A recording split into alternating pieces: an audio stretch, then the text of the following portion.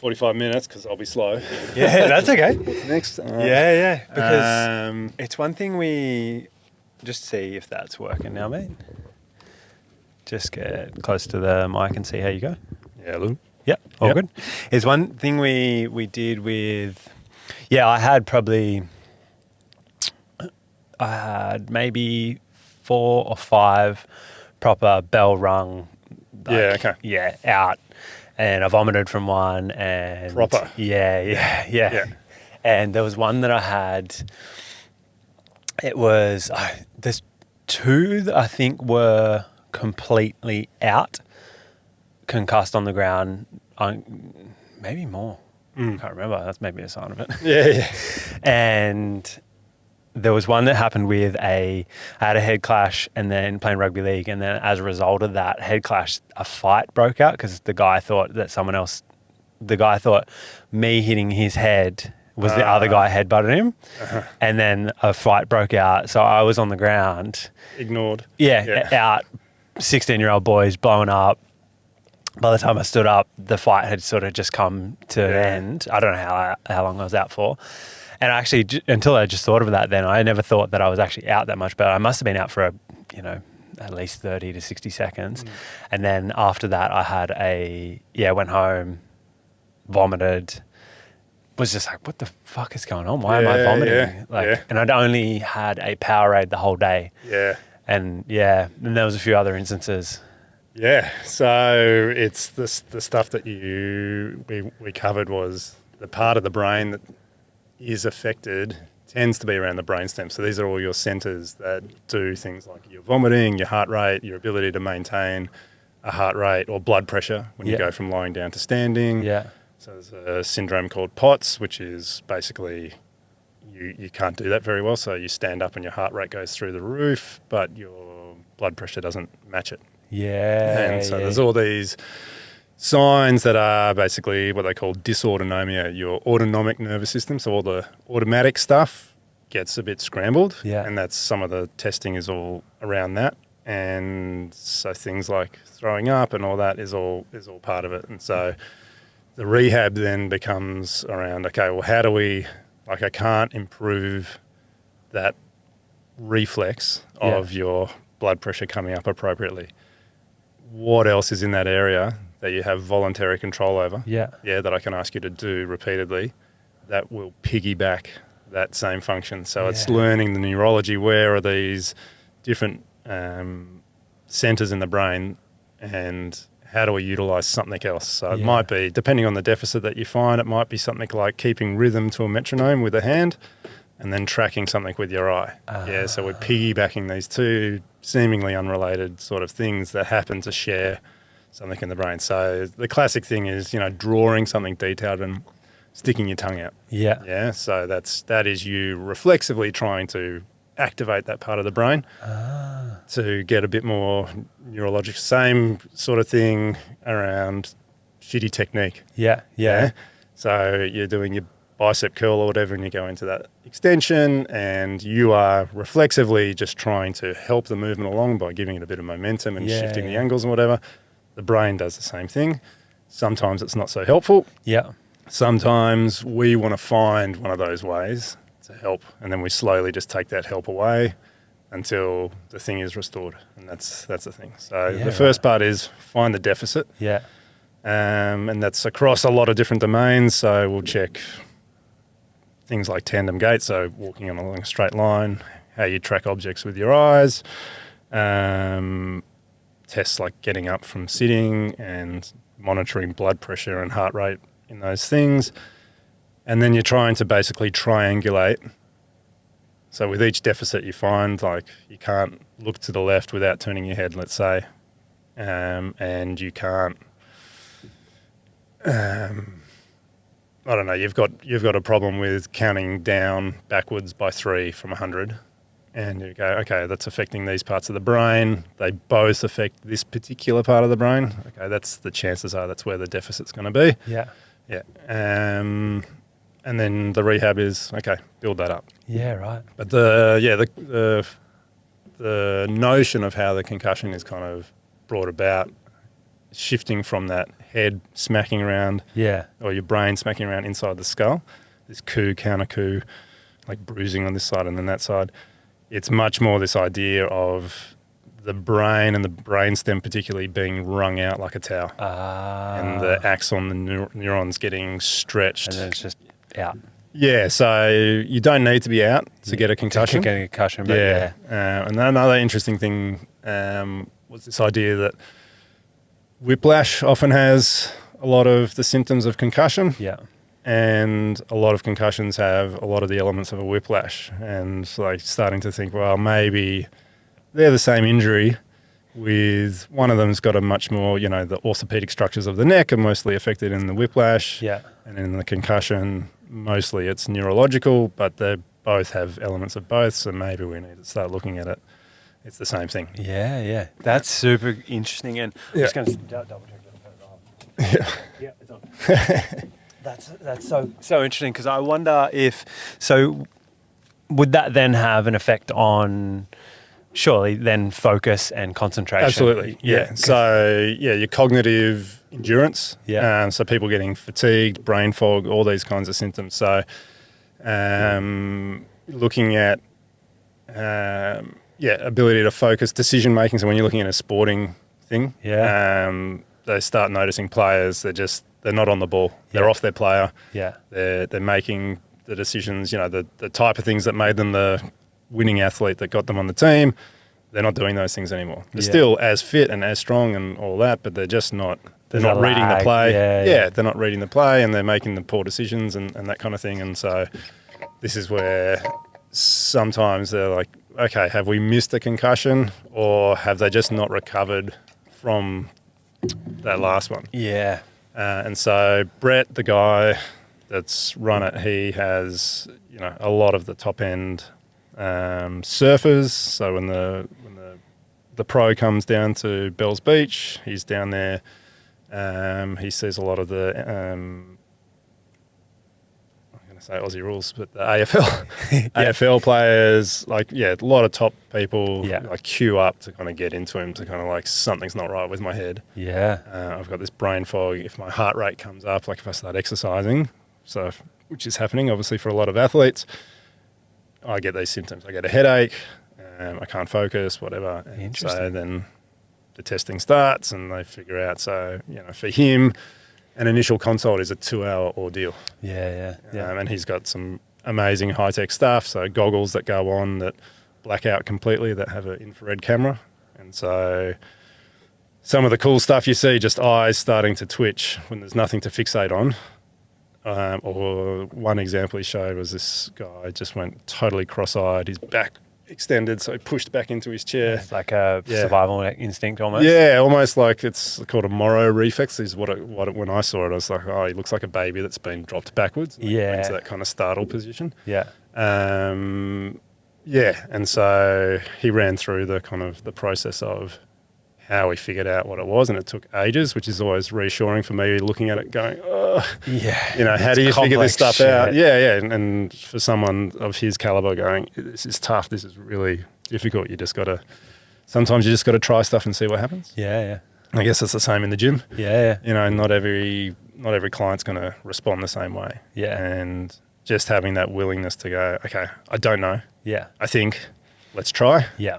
Let's try safely. Yes. Monitor for a response and then go. Yeah. Yeah. So. Well, that's it. It's like so much thing is trial and error, and that's how I got.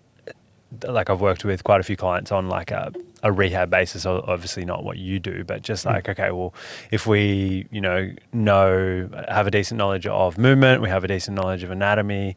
Okay, where do you have pain? Do you have pain here? Okay, we're not going to probably go there. Let's try something else. Is that not pain? Is that pain free? Cool. Let's maybe see if we can add a little bit of load and then slowly progress from there. It's the same sort of thing. And that's what I was thinking about as you said it.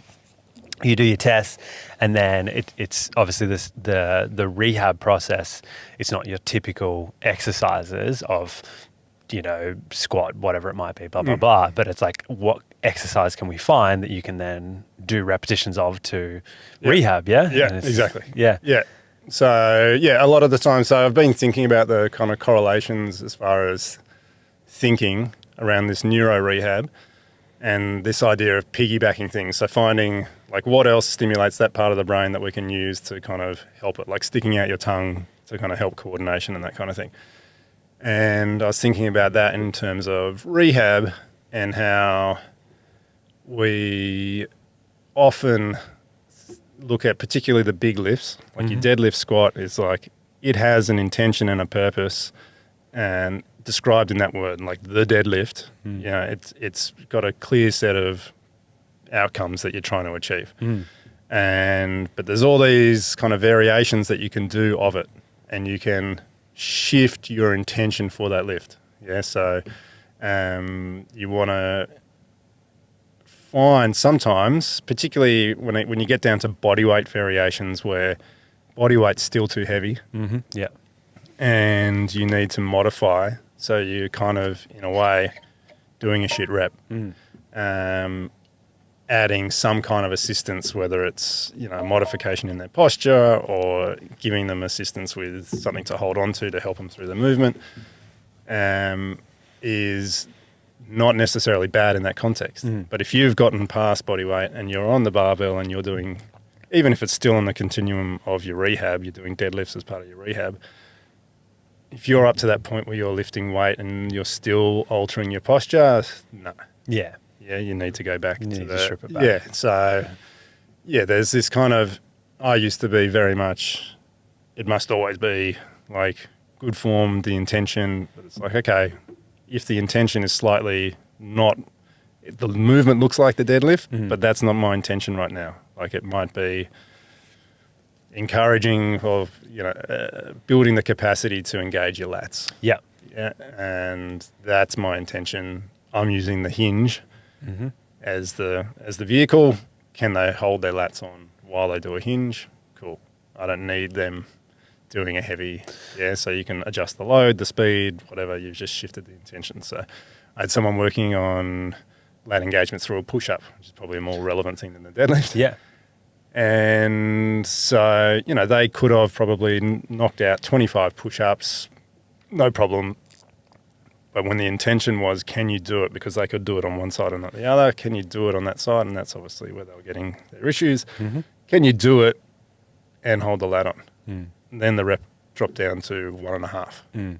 It's like, okay.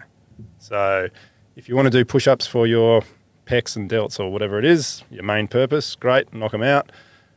But when you're doing this exercise, it's 2 reps. Yeah. And then you rest. Yeah. Yeah. And then it's 2 reps. Yeah. So it's what is the failure point? What are you trying to target? Yeah. And so the same thing with these neuro things. If someone's trying to do these neuro rehab things, it's like we're actually trying to find those assists. Yeah. Yeah, which might otherwise be called shit form or whatever. You're having to use this other thing to help you do it. It's like, well, yeah, because you can't do it at body weight, so to speak. Yeah. And because there is a lack of connection there with the brain because of a trauma to the head or some sort of thing. Yeah, and then so the adding plates, like adding the barbell, becomes, okay, now do it. I'm going to recite a list of words to you. You need to say them back to me, or list the numbers, say them back to me in reverse as you're doing the thing. So that's kind of adding load to it once you kind of get through that assisted phase and you take away the assistance and then you're like, okay, let's make it harder. Yeah. Yeah. Or let's do it in a, balanced, challenged position and do an eye tracking exercise. Yeah. So, yeah, it was very cool. It's just a different, I'm very much used to working with muscles, tendons, joints, and this was like, okay, yeah. It's obviously still the same concepts that we apply to a certain extent, not to, not to take it out of context, but it's the same context. It's an adaptive organism that you're working with. Yeah. And you're basically helping it do, you're finding deficits. I was having a conversation with one of the guys during one of the breaks, and was talking about when there was a meme going around, like, describe your job in like one sentence or half a sentence. And I remember when I saw it, I was like, I was probably being a bit, self-important, going, oh, that's impossible. But then I was like, I find deficits. Yep. Yeah. Yeah. And while I don't emphasize those to the person in front of me, it's like I don't want to kind of burden them with, oh, look how terrible your body is. Yeah. In fact, I want to do the opposite. I want to let them know all the things that are great with their body and all the different things that they can do while they're working through whatever problem. But I'm trying to find deficits in people. Yeah. And it's like, that's kind of cool. Yeah. And it's not always the thing. It's often not the thing that's hurting. Yeah. Oftentimes, yeah. Yeah. So. And obviously, if someone's in front of you, they're probably going to have it's clear that they have deficits because they will have pain. And more times, for the most part, more times than not, people will end up in pain because there's a lack of something, or they did something and then there was a lack of something and they've caused pain. Yeah. Or the lack, this is the other kind of analogy I use in the space, is the lack of something. Let me figure out how I say it again. The process of finding, is the thing that's been overloaded just been asked to do too much, and is that request just a training programming issue? Yeah. So someone came into me and they're low back pain. They're deadlifting, they're RDLing, they're good morninging, they're back squatting and back extensioning. That's all in their program across a week. And it's like, okay, you're doing a lot for your lumbar spine there. Like maybe we can cut a few of those things out or reduce the range of them or something. Do you need all of them right now? Like they're all good exercises. They're fine for their purpose, but you're doing all of the things. So is it just a training programming error? Is it getting asked to do too much because their technique is putting more load there than needs? And so this idea is of there's no bad technique. I just don't buy into at all. Your technique determines where the load goes through your body. Yeah. And if the intention for the exercise, let's say barbell back squat, is to be able to lift a heavy thing through your pelvis and legs, then it matters how you hold your back. Yeah. So is it a technique thing that's driving too much load through one part of the body? Then we want to turn that request down by improving technique. Yeah. And then the other element is, so the tissue's been overloaded, it's become painful. Is it just insufficient? Yeah. Do you just have a weak low back? Yeah. And it's just not up for what is otherwise a reasonable request. Yeah. Or whatever it is, a patella tendon. Yeah. I'm getting knee pain with my squatting. It's like, have you just started squatting? Is it new? Yep. Okay. Well, nothing wrong with squatting. Your tendons just need a bit of time to thicken up, which again can come down to a programming error, but also can just mean we need to spend some time thickening these tendons up and get them used to tolerating this sort of load. Yeah. So, the end product is always the aim to reduce the requests, so stop asking so much of it, and strengthen the tissue up so it can tolerate shitty reps, poor training choices, and all that. And then the bit in the middle here is your pain-free, strong body. Yeah. And that's the goal there. And like you said, before, I think something along the lines is we're adaptive beings and we will adapt to, what the stimulus is. And I think a lot of issues that people run into is, obviously we know that for the most part, well, not for the most part, but there's a lot of people that probably can improve their technique. And I think what I try to do for my job anyway is go more the preventative side of it. If you fix your technique, then if you can prevent injuries. And I was talking to Tom Merriman on the podcast a while back, and he's like, it's one of the things with PTs is that it's very, very hard to measure what you prevent. Yeah. Because if you haven't got injured, then, I was probably never going to get injured anyway. Maybe you were. And if you are tidying up technique, then you're less likely to get injured. We know there's always a likelihood of getting injured with everything, particularly if you're lifting heavy loads. And it could be even just like a lapse in concentration as well too. Oh, absolutely. Under a heavy load and then something goes. I know. I think if anybody's lifted some heavy loads, they're more likely or not have done that before. Yeah. And that's a big thing. It's like managing the load that I don't think, managing technique and then managing load and a programming like you said, if you've got deadlifts, good mornings, RDLs, back extension, back squat, all the back exercises in there, you could probably still do the same amount of exercises, but maybe instead of doing 3 or 4 sets of everything, maybe do sure. 1 or 2. And it's, but obviously that's as, fitness professionals and health professionals, that's what we do, is manage those things, which is... Yeah.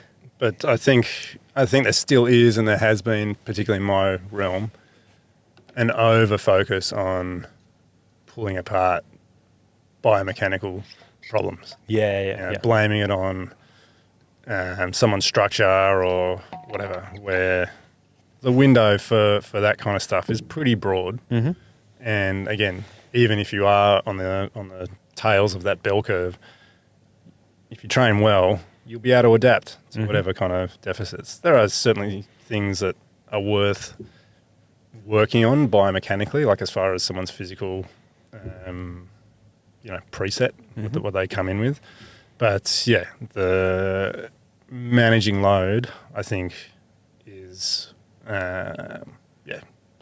far more important. So that's why, in my sessions, it's always a conversation at the beginning and an intake form, and try and just get a gist of what's going on. Yeah. Like, what does your training program look like? Not jumping straight into the physical assessment and going, geez, you shift 2 millimeters to the right when you squat. No wonder your back's cooked. So, it's probably irrelevant. And yeah. Like, how fatigued are you when you train? You train on Monday mornings, and on Sunday nights you work your shift job. Okay. Stuff like that you tease out of a conversation with someone is really important. Yeah, for sure. And you said before with like the intent as well too, like that's a big thing where, you have the point you just raised there of like, when do you train? How tired are you stressed when you're training? Like, I've had a few clients recently that they've come train with me for... One of them had been training with me for 18 months, initially came because he was experiencing some low back pain, nothing that was like super, super acute, but it was just like general, like sits for a job, doesn't move a whole lot, and was then fearful of deadlifting, didn't understand bracing mechanics. So makes sense, yeah? The deadlift is going to be an exercise that he probably tried on his own and experienced discomfort in his back, like super common. Yeah. So just reinforced, started off with bracing technique, showed him how to obviously set up appropriately on the deadlift and engage the right things, and then manage the load initially, because I think that's one thing that people are like, oh, well, if I can do 60, I might as well do 60 or 80 or whatever it is. Yeah, but are you doing it? How many times can you replicate it? Are you doing it with good form? Can you feel it where you need to feel it? Anyway, so done that, got him up to, he went from like a 40 kilo trap bar deadlift where he was hesitant with, not feeling pain, but just like associated discomfort of like learning a new movement and having the discomfort that he had before. So working through that, and then got him up to, I think he ended up doing 120 for 5 on a conventional deadlift. No pain, zero pain. It's so cool. And it was obviously one of the exercises that helped him, because then he had so much stronger glutes, so much stronger hamstrings, so much stronger erectors, all those sorts of things.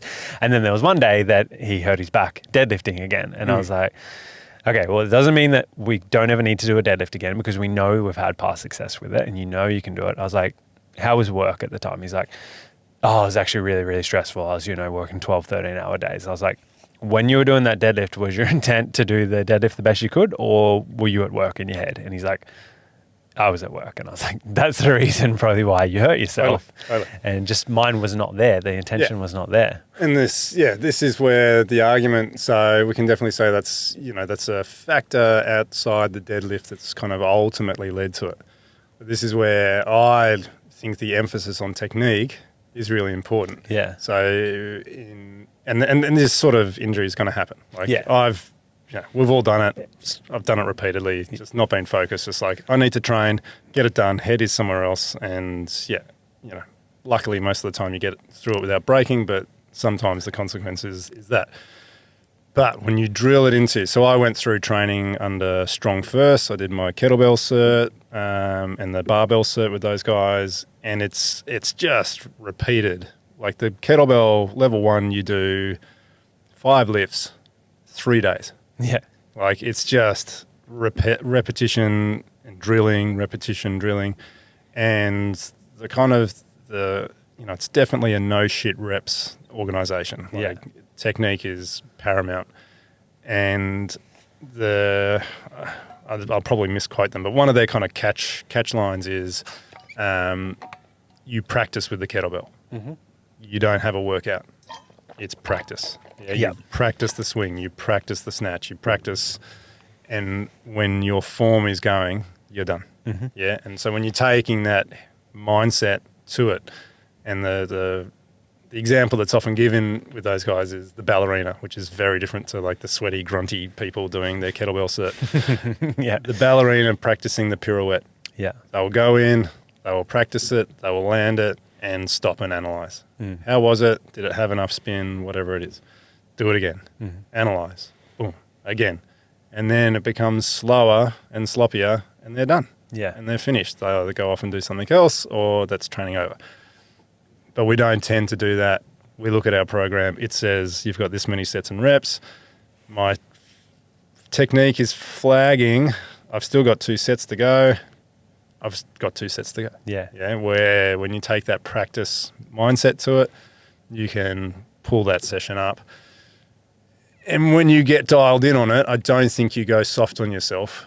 Yeah, you don't end up missing the training effect by pulling up on those days. And this is where some people find it helpful to use technology like the Whoop and whatever. And if you're flagging on that, then you can pull up and go, okay, today is not the day to complete the whole program. But simple other things that I get, particularly with my runners, because they're an injury-prone bunch, and don't like to pull back. No. And look, a lot of them do have tech on them anyway. Yeah. But even on top of the tech, a wellness score, where they're tracking, I think it's 3 things. How rested do you feel, 1 to 5? How excited are you for the training session? And how sore are you? So all obviously scaled in the same way. So they're all the good numbers at the same end. And if your numbers decline 3 days in a row, 80% higher chance of injury. Yeah. So, and it's really good. And they've compared it to your HRV and all that kind of stuff, and it stacks up. And so as a low tech, and I'm all about giving access to as many people as possible to whatever is on offer. Yeah. So low tech, it's just a really good way of minimizing, I won't say avoiding, but minimizing injury. And it's that, again, and that mentality of I'm out of my jog, I can feel my technique is flagging, okay, back off. Yeah.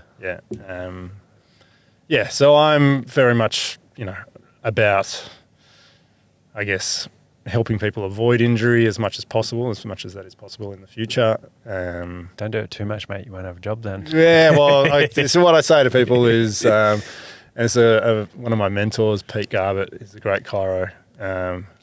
He says, I'd love to see your mates and less of you. Send me in your referrals.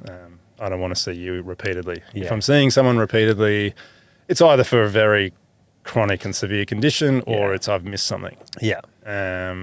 Like people, you should be able to get shifts in people. Yeah. If you've found that deficit, and the deficit might be knowledge in how to train. Yeah. Yeah.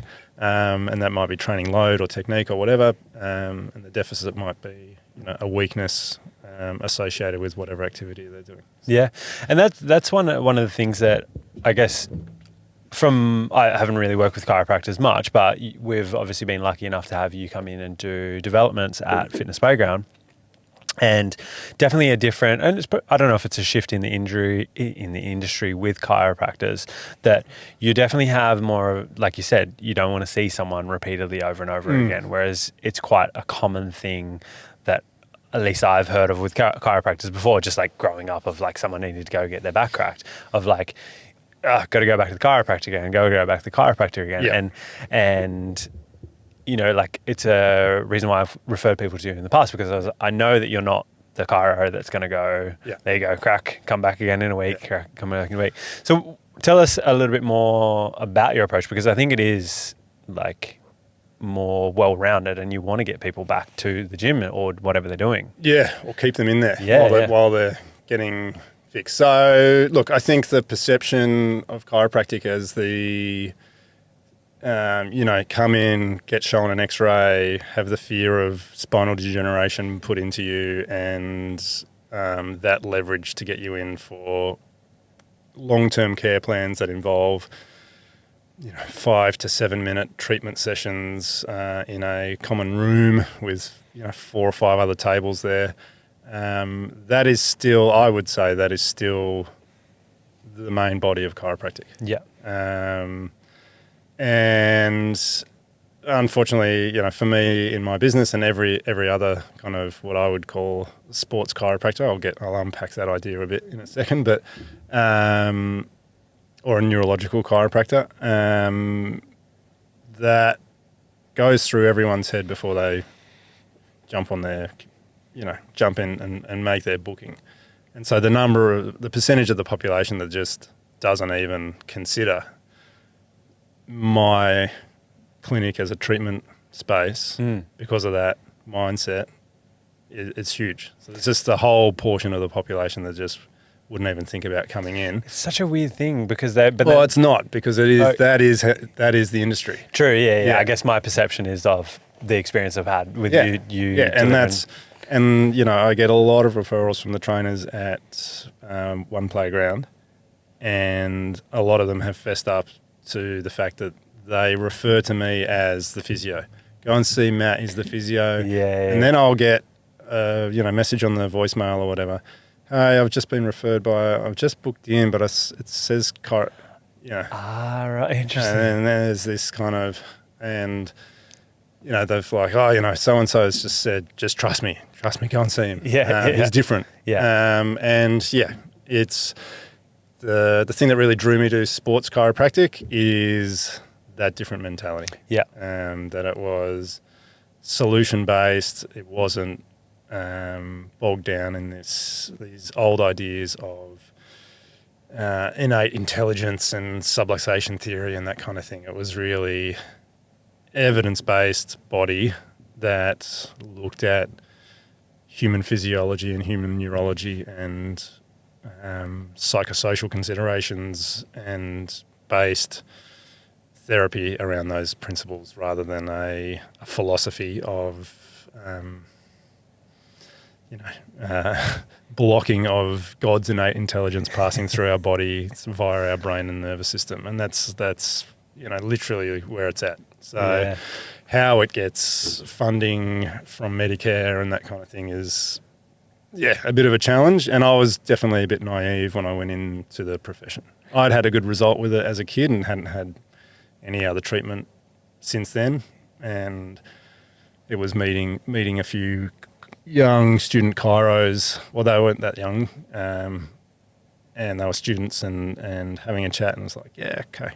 So I was already, towards the end of a double degree doing pure mathematics of all things, and philosophy and Spanish. So I was doing this kind of, it was basically high school continued on at university level. Yeah. I just enjoyed the learning. Yeah. And so, went off and did chiro, and that was a good experience. There were a lot of passionate teachers there, but looking back on it now, the teaching really fitted in that bulk model of care. Yeah. Is that we're detecting subluxations in the spine, and there was some rehab starting to creep in, but I had colleagues that went in to teach there afterwards and try and shift the curriculum a bit more in that direction, and there's big pushback. So there's a lot of there's a lot of things holding the profession back, I think. Yeah. So in my clinic, I started practicing with a pretty old school chiro, very caring guy. He didn't do treatment plans or anything like that, but at the same token, he didn't really offer a lot of solutions. He was just very good at getting people out of pain. So he was utilising the chiropractic adjustment and work on the soft tissue to get relief for people. And he was really good at it, and he was very caring. We had a big falling out in the end, but as far as his clinical abilities, he was good. And I learnt a lot from him as far as, how to work with people and yeah, so I'm grateful to him for that. But I knew that I didn't want to be that type of chiropractor. And so when I went out on my own, I think the guys from the functional movement systems were probably the biggest impact on me. And they're not, I think they're physios and sports coaches and stuff. They're not chiros. And just their way of looking at the body and assessing from top to toe to try and figure out what might be going on as far as a mechanical thing. So it wasn't about injury prediction or any of those things that they get kind of beaten up on. It was just about being comprehensive and thorough in your assessment and just seeing what's going on. And a lot of the time they used kettlebells because of its unstable nature to elicit the changes that they were trying to achieve to get the result. And through that, I became interested in kettlebells. And then I went off and did my level 1 kettlebell cert with Strong First. Is that the Pavel? Yeah, Pavel Satsalin, comrade. Yeah. And I've listened to a couple of podcasts. The guy's a legend. He's so cool. And Listen to him talk about doing the splits or people not being able to do the splits and then call them a sissy because they can't do the splits. I was like, I like that. Yeah, he's very cool. And he's come, he's backed a lot of his stuff up with some of the old Russian research and that kind of thing. But even just the way, so I've had the opportunity to instruct or instruct at those certs. And having done a bit of study around education and pedagogy and that kind of thing, I was just kind of picking it all apart and just like, wow, this has been really well put together, the way that they've constructed the course and that kind of thing. And I kind of put it to the lead guy and he's like, great, good to know. And I think just from being around for so long and knowing what works, they've just built this thing that is, certifiably, evidence-basedly a really good way of teaching this stuff. The course is really good and it was hard. I graduated from uni probably 76 kilos, like tall, skinny dude, not massively into training at all. Fit, could run, but not really a strength training person at all. So while I was at uni, I got my first set of kettlebells and taught myself from Pavel's book. Yeah, cool. Enter the kettlebell. Yeah. And and then doing the SFMA stuff, realizing it's a great tool for the clinic, and just started at that point introducing strength training principles into the clinic. And I think that kind of set the direction of what the clinic looks like today. So the clinic is, the treatment table is at one end of the room and the rest of the space is a small gym. So squat rack, a rack of kettlebells and bands and all the things, treadmill. And the classic chiropractic room is a table in the middle and that's it. Like barely enough room in a lot of them to stand on either side because they've got 5 treatment rooms with people all lined up in them. Hardly space to do a meaningful assessment. It's all about the adjustment. My magic hands are going to be the healing thing. And, I like to say this to patients like, I've got magic hands, I can do amazing things for you, but this is not the solution to your problem. No. The problem is not a lack of chiropractic adjustments. It's whatever we've kind of discussed. You need to change your training program or improve your technique or whatever, and I'll help you do that. And that's the thing, isn't it? Because like at the end of the day, they're going to walk out of the assessment room and they're going to pick stuff up. They're going to walk up and down stairs. They're going to get in and out of the car. They're going to have life. Yeah. And if there's nothing to alter the way that they behave physically, then there's going to be back in there next week and the same thing happens. Yeah. So, and having just kind of, I guess, wailed on traditional chiro, like I still think, because I've experienced it anecdotally, the chiropractic adjustment, whether a chiro does it or a physio does it, can be a really powerful thing. Yeah. Like I've personally been fortunate enough to, apply that treatment to people and see them go from 9 out of 10 pain to no pain and it never recur. Yeah, right. And so all the kind of psychosocial guys will be like jumping out of their chairs going, oh, it was the doctor-patient interaction that really made the difference. It's like, no. Like something happened in there at a physiological level that took the pressure off the tissues and they are out of pain because of what I applied to them. Yeah. And it's that simple. Yeah.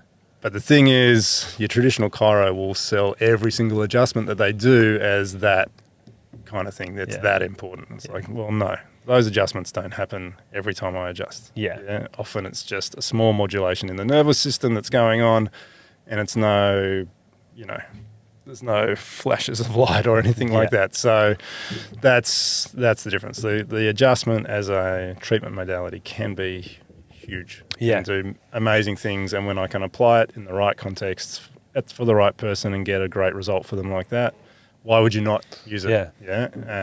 It's a tool, yeah? It is a tool, but if that's your only tool... It's the classic, if you only have a hammer, everything looks like a nail. That's it. And unfortunately, because of the status of as a healthcare provider, people take their word. Yeah. And so I end up getting a lot of people that for some reason haven't given up on chiro but have been treated like that. Yeah. Come back again 3 times a week, blah, blah, blah, blah, blah.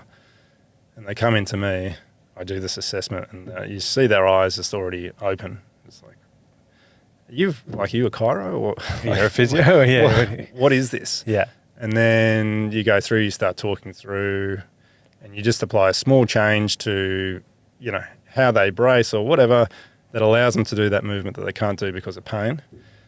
And they're like, that's incredible. It's like, well, it's, anyone that knows a little bit about the body that doesn't just have the hammer would have been able to solve that for you. It's just you've been coaxed in either by reference or whatever to traditional whack 'em and crack 'em and stack 'em. And so that's, I don't purport to be any magician of a therapist, but that's the difference between my clinic and a lot of sports chiros are like that.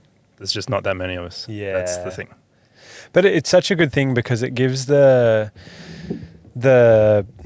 client or the patient, then they have control over whether they are in pain or not. And I think it's empowering. Yeah, that's the thing. That's what I tell people when, if I've ever worked with anybody with an injury or, obviously again, like on such a low level, but with, the client that I used before, who just didn't know how to actually set his hips and ribs. And then when he did, all of a sudden back pain, which is it is really, really cool. And then I always tell people, I was like, I taught you how to do that, but you did that. You're the one in control of whether you have pain there or not. Yeah.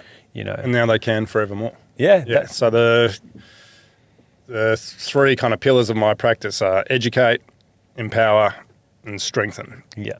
And they all kind of blur together because a lot of the empowerment comes through the education. Yeah.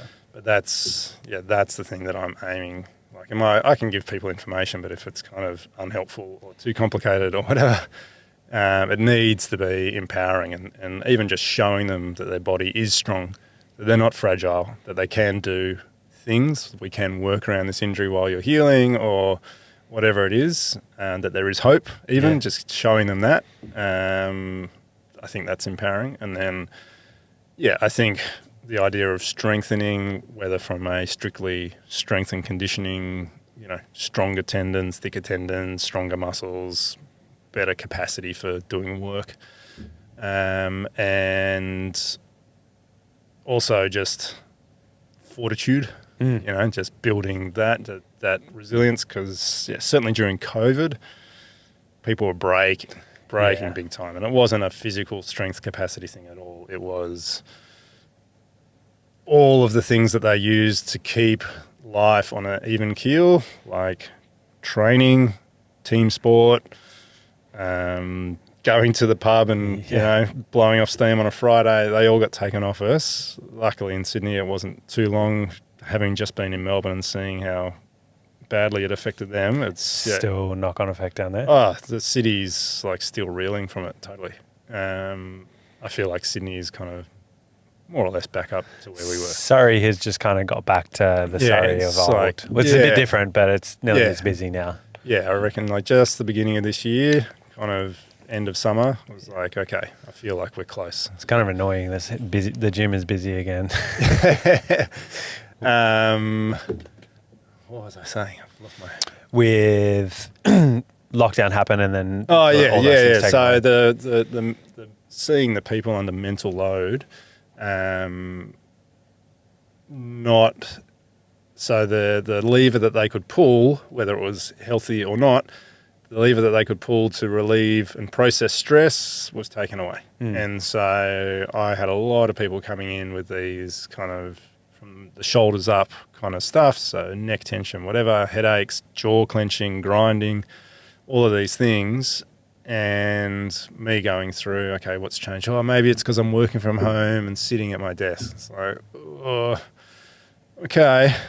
Do you feel like you're getting up more often? No, I'm sitting down for longer. Oh, okay. I'm still not kind of convinced that that biomechanical shift was enough to kind of bring all these people through.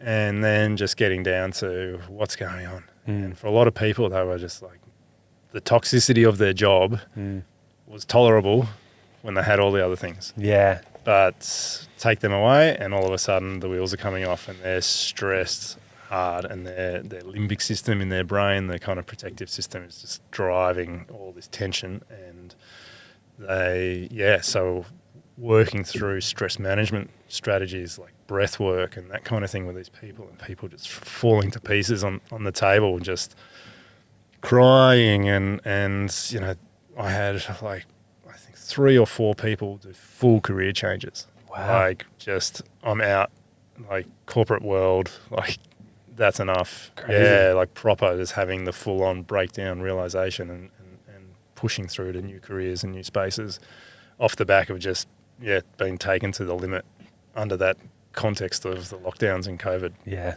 So coming back to, you know, the strengthen thing, it's not just bigger muscles, it's having that strategy now that they can come back to, use breath work, or hopefully not just come back to, just use forevermore now, process the stress. Like the thing I kept saying to people is, I can't take the stress away. Like, that's a job for you, potentially a psychologist if people were really battling.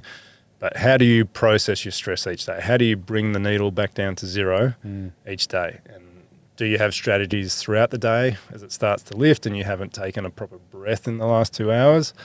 And then what are you doing at the end of the day to bring it back down? And the tool that's easy for me to implement, it's easy for people to take on, is just breath work. You know, it just speaks to the nervous system. It's a really strong signal to your brain that you are safe if you're breathing slowly. Yeah. If you can bring that breath cadence down, you can just calm the nervous system. And then, there's a whole lot of other things that we can do to kind of stimulate the vagus nerve and do all that. But the breath work was this thing that I just kept coming back to with people. And it's another way, even though it's very calming and soothing, it's another way of strengthening people.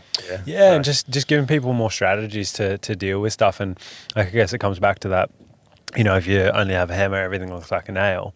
And, you know, another tool, another strategy that you can use to manage stress, because there's always going to be stress. Like, life is stressful.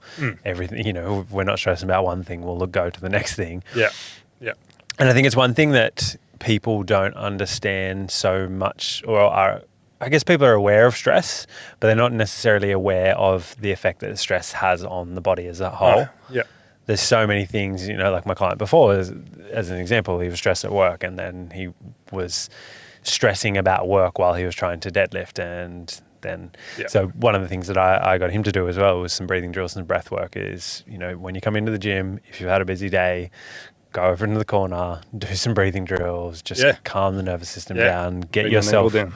And get yourself in the gym, even though physically you're in the gym, but mentally if you're not, then particularly if we're, you know, messing around with heavy weights, to get that result of being stronger, you need to be able to focus on it and have that intention. What's an example of what you would do with the breath work? How would that look for you? So most of the time, I try and keep it simple. So again, with this idea of empowering people, loading it up with too much complicated stuff becomes, compliance will plummet as far as people getting stuff done if you make it too complicated. So it's just keeping it easy. So the two main things I try and focus on with people is just building mindfulness during the day. Mm-hmm. And the way I try and get people to do that is to attach an event that occurs regularly with a breath check. Mm-hmm. So let's say there's someone in sales and they're on the phone regularly throughout the day. Whenever they hang up the phone, they tie that event to pausing, exhaling, taking a slow breath in, and then nice long exhale. And that should take 5 seconds. Yeah. And then you hit go. Yeah. Yeah. And so instead of dropping the phone, bang, what's next? Grinding the teeth, and elevating all through the day until the end of the day, you're just like wired up. You've been eating sugary food and caffeine and all that to kind of fuel it all. Just putting those mini circuit breakers in throughout the day and bringing yourself back down to zero as often as you can is a helpful strategy. And the reason I attach it to an event is because, one, sticking a post-it note saying breathe on your screen is probably just going to make you angrier. Yeah. And it's amazing how quickly you don't see those things. Oh, it filters out very quickly. Yeah. So having that action that it's paired with tends to give us more success with that. So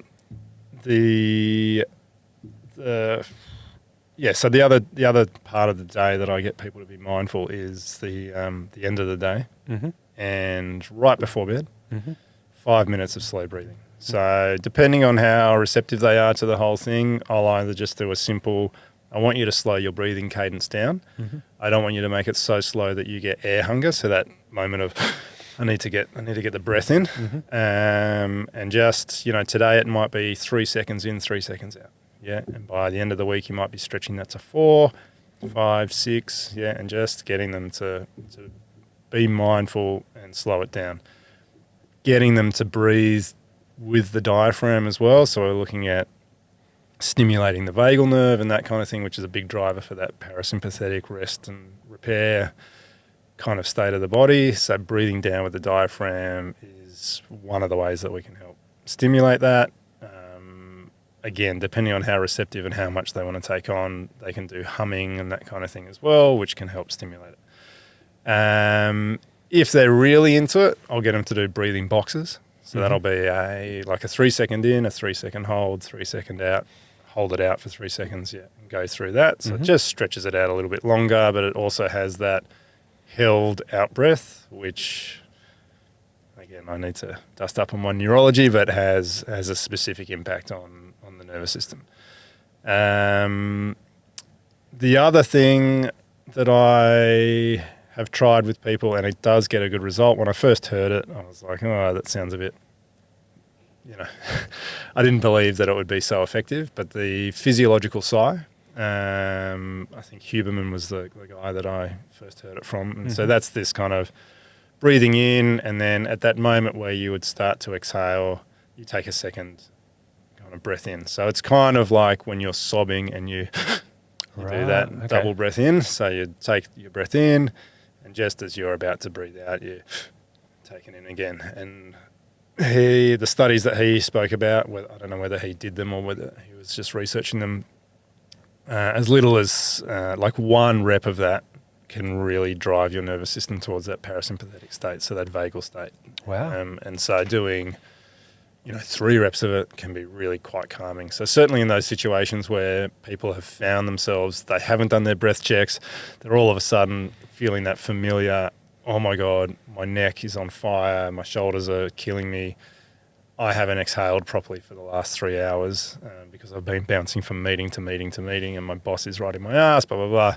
That's a strategy that's like just a big bucket on the fire that can just bring them back down fairly quickly. So wow. It's not foolproof, but it's pretty potent. And I was surprised at how effective it was. So what's the What's the mechanism behind that? Why does it do that? Do they know? Or I don't know whether he explained it in the thing where I was listening to it, but it is it's a nervous system response. Wow. Yeah, and he indicated that it is, when we are sobbing and that kind of thing. There are times where that's why it's called the physiological sigh. We do it normally. Yeah, we will utilize it normally. So interesting.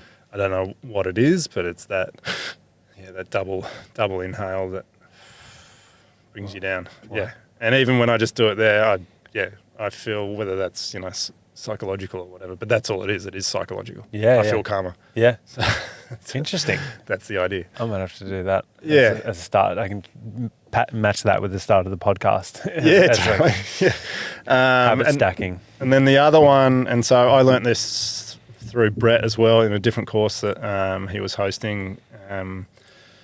This idea of doing a spatial meditation. So if he ever listened to this, he might cringe at me butchering the explanation, but I'll do my best. So everything said on here, mate, is gospel. So. Don't make any mistakes. That's what happens on podcasts. So the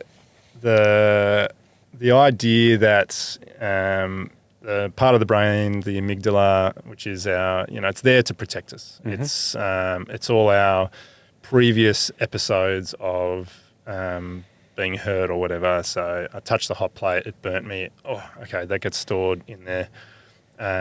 People that have been nasty to us, that gets stored there. Like it's our protective thing. But having concussions, like we were talking about before. Yeah, so the amygdala can definitely be the lid can be taken off it in concussions. Yeah, so instead of it being kind of encased and inhibited.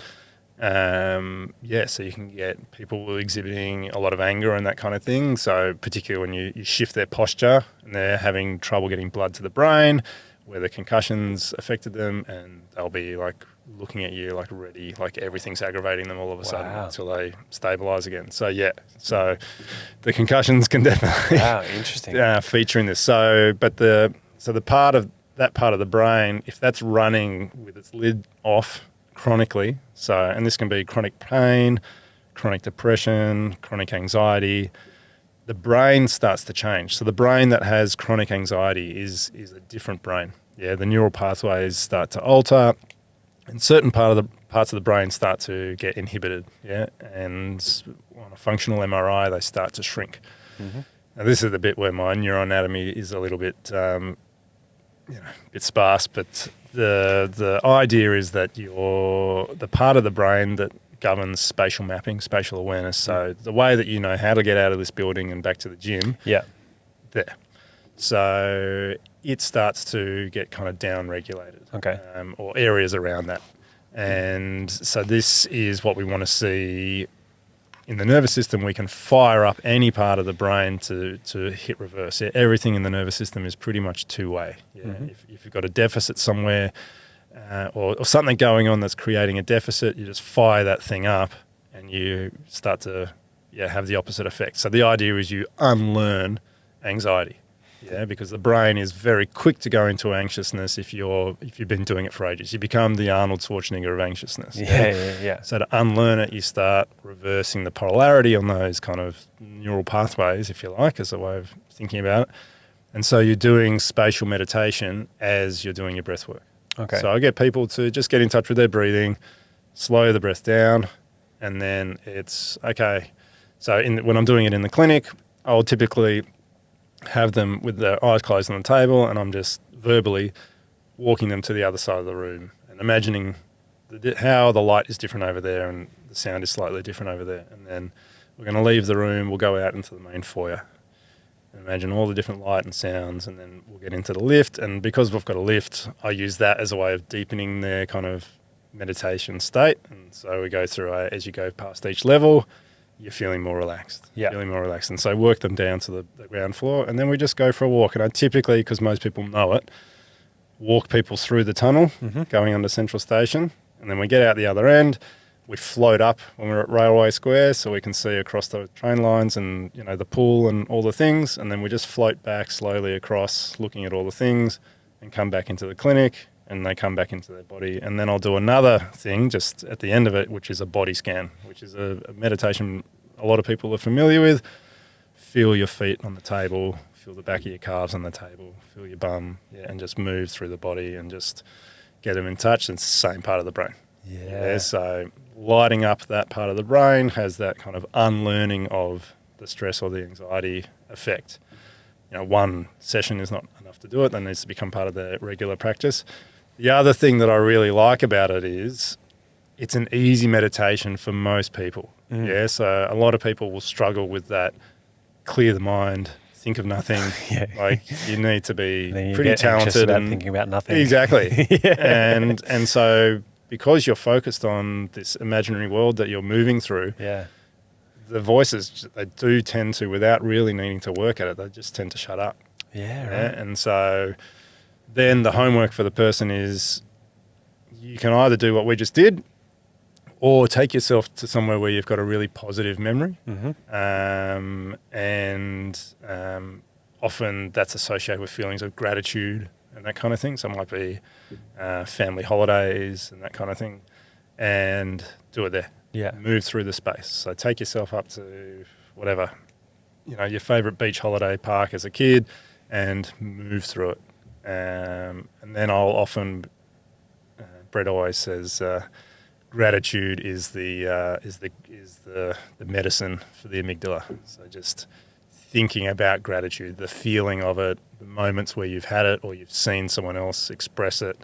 The emotion of gratitude is like the lid for the amygdala.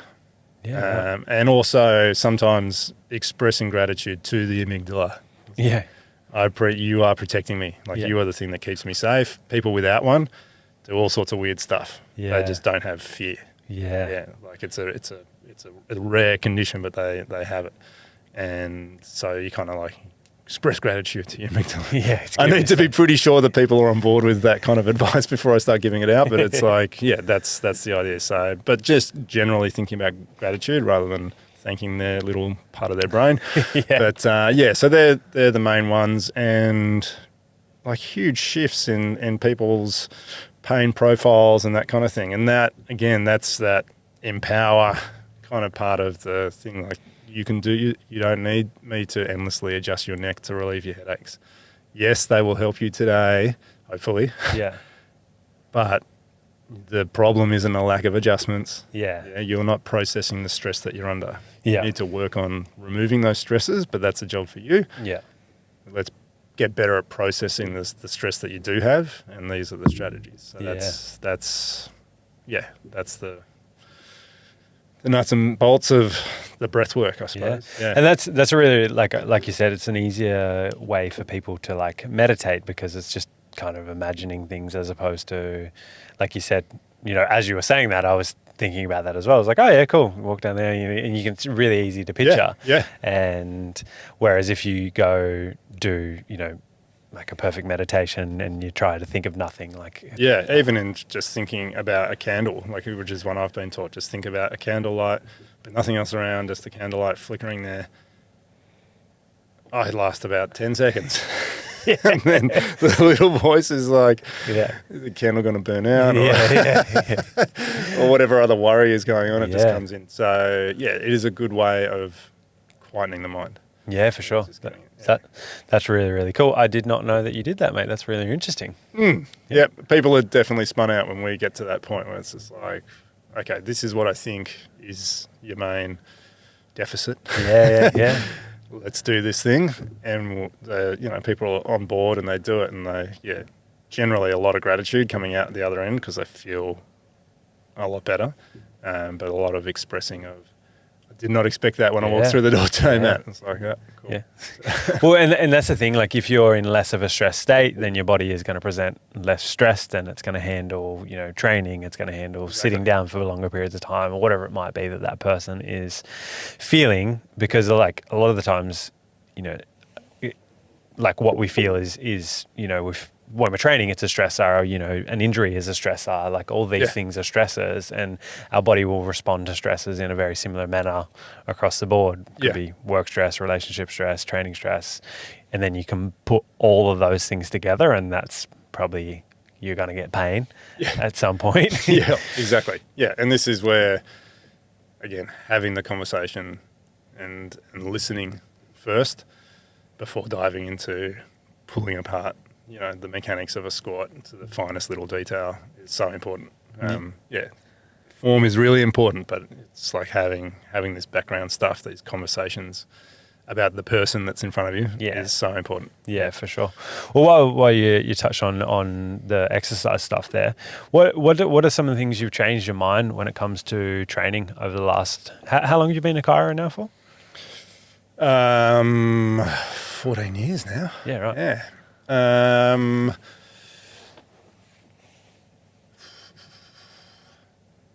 I definitely think my conviction that everyone needs to be exercising and doing some form of resistance training in the modern world, not so maybe a rural population this is less applicable to, but certainly in the urban environment, people need to be putting themselves under load. I don't think if you'd asked me 14 years ago, I probably would have said, yeah, it sounds like a good idea, but I'm much more convinced of it now. Yeah. And I try and convince people that come in of that. Luckily, over the years, you tend to attract the type of, a certain type of clientele to the practice. It's a mostly active. Yeah, at minimum, most of the people coming in are in the gym. Not all of them, but most of them are. And then there's a slightly more athletic. I don't treat any professional grade. A few ex-professional grade sports people, but no current professional. But certainly an active population. So generally, I'm not having to convince people of that. But yeah, that would be something that's changed. It's one of those things, like the human being is built to move around and pick stuff up and walk and run and jump and throw and all that sort of stuff. And absolutely. I mean, and like literally everything in the body requires you to be moving. As soon as you stop moving, all your systems start to decline. Yeah. So it's not just the health of your musculoskeletal system. We know that starts to decline. You're inactive, you're not under load, your bones start losing density, the quality of your joints. Movement is the key medicine for your musculoskeletal system. But the same is true for your cardiovascular system. Mm-hmm. So just getting blood from your feet back up to your heart, you need to move. You need to move around. You need that muscle circulate pump, it. or be lying down for that one. But eventually it's still a problem. And if you're bed bound, bed sores and all that kind of stuff, like you need to be moving. Your guts, you need to be moving. They need to be mobile as well. Your brain needs movement. You need to be moving to keep that brain happy. All those neural pathways that I was talking about with the concussion, they're all part of, they all at some point will link in with how we move. A lot of the stuff crossing over with your cerebellum, that's your coordination, your ability to kind of balance on your midline muscles and proximal muscles. It's all in there. Like, you got to stay moving.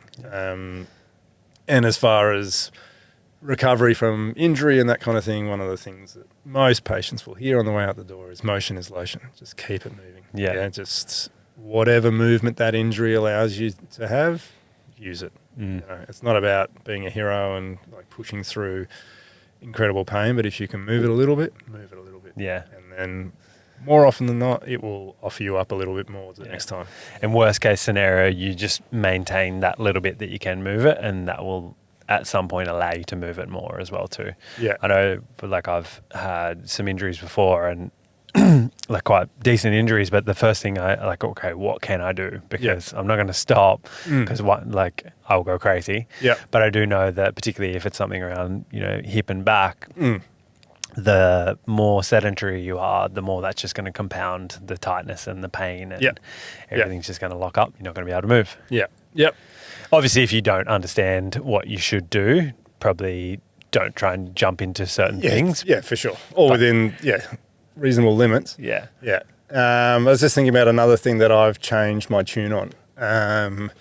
And it's not that I've kind of thrown one out and gone in another direction, but when I moved to the clinic that I'm in, and it was really just a by chance thing. So I canned my membership at the gym and just started training in my space, because my space was now more, one, the gyms were closed, so that was kind of the starting point. Lockdown. Yeah.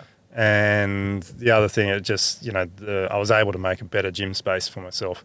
But one of the things I bought, the floor mats and all that, and to do deadlifting, I needed to put down a couple of extra mats at each end to kind of, and across the middle, so the height was all right. Yeah. And so it just became a bit of a pain. And I used to love it. And I went through that strong first barbell cert. So, I ticked off my double body weight deadlift, and I do remember that. I remember your 40 kilo. That was the level 2 kettlebell one. That was tough. That's very heavy to press. I couldn't do that today, I'll tell you. Don't tell Pavel. So I did enjoy it. But certainly while I was chasing numbers for those certs, my body didn't feel amazing. I wasn't in pain, but I definitely, it didn't feel great. There is a cost when you push those. Yeah, when you're chasing numbers, and there's a time limit on it as well. It wasn't just an open-ended thing, and it had to be done by a certain date, and so you're pushing your body.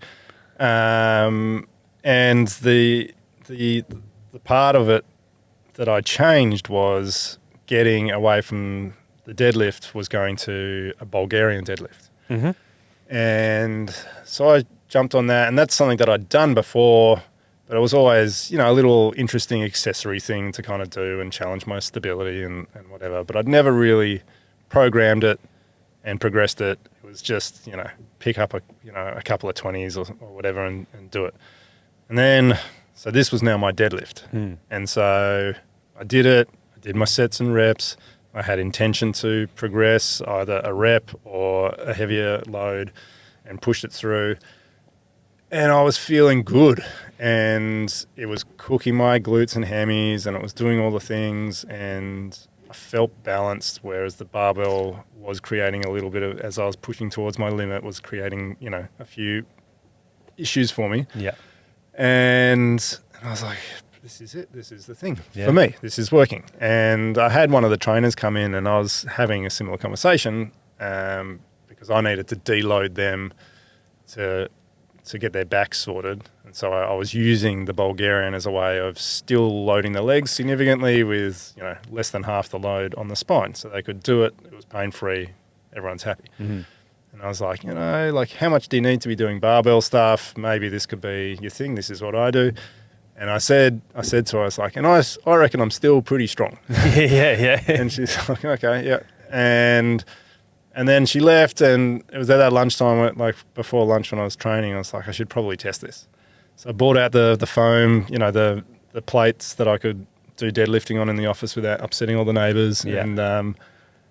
And I don't know, started at 60 kilos and just did reps of 3 and just added 10 to the bar and just kept going up.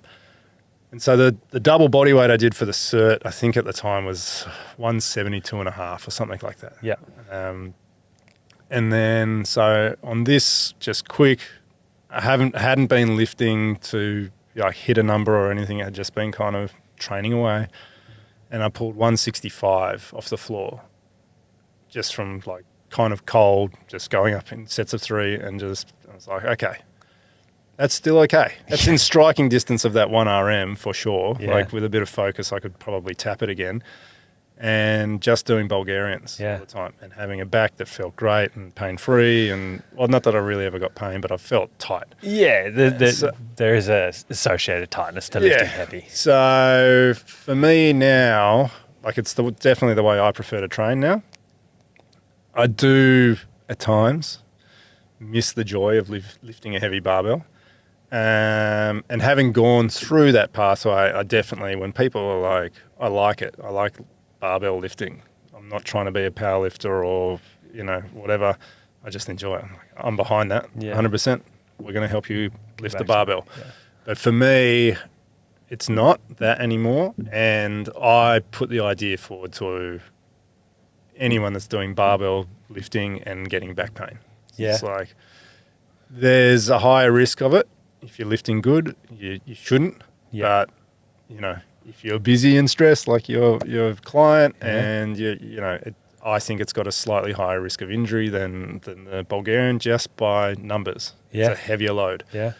And if you're not a rugby player or someone in the army or basically someone that needs a spine that can take that load, and most people aren't, maybe look at this alternative. Yeah. It's going to improve your balance and all your stabilizers and that kind of thing. And it will inherently get you to brace because it's unstable. Yeah. Yeah, so that's, I'm not saying it's the best way to do a hinge movement, but it's something that I kind of took on just out of, I guess, necessity of the space that I was training in, and found that if you don't treat it like a little accessory lift, like you actually program it and work through it, you can get bloody strong, and still it does translate to your bilateral lift. Absolutely. And it's a massive one that I'm somewhat known for a barbell back squat, but Very deep. Yeah, very deep barbell back squat. Deepest at a powerlifting comp in recent times. Not the heaviest though. But I think I'm of the same opinion as well. I really, really like barbell lifts because I think they're fun, and while I want to try and push them as much as I can, and I enjoy it, but no one needs to lift the barbell, unless you're in terms of actual need, powerlifter, if that's what your sport is, or a weightlifter. You don't need to lift a barbell. I think it's been a bit of a trend in the last few years with training in the gym where people have gone a little bit away from barbells, at least I've seen. But lifting, if you get bullshit strong on a unilateral hinge exercise, your deadlift is going to be pretty strong. Yeah. And not many people will do that either. Yeah. Spend time actually treating an exercise like that seriously, because more times than not, it's like, fuck these Bulgarians, they hurt a lot. I don't want to do them. Yeah. People hate them. Yeah. Because then when you do it with one leg, you got to turn around and do it with the other leg. Yeah. When I explain it to people in the context of you can load your legs up heavy, and it's for the back, which is sore at the moment, it's much lower load, and you're going to be able to stay in the gym. So this is another thing, and I probably err more on the side of whatever the opposite of caution is.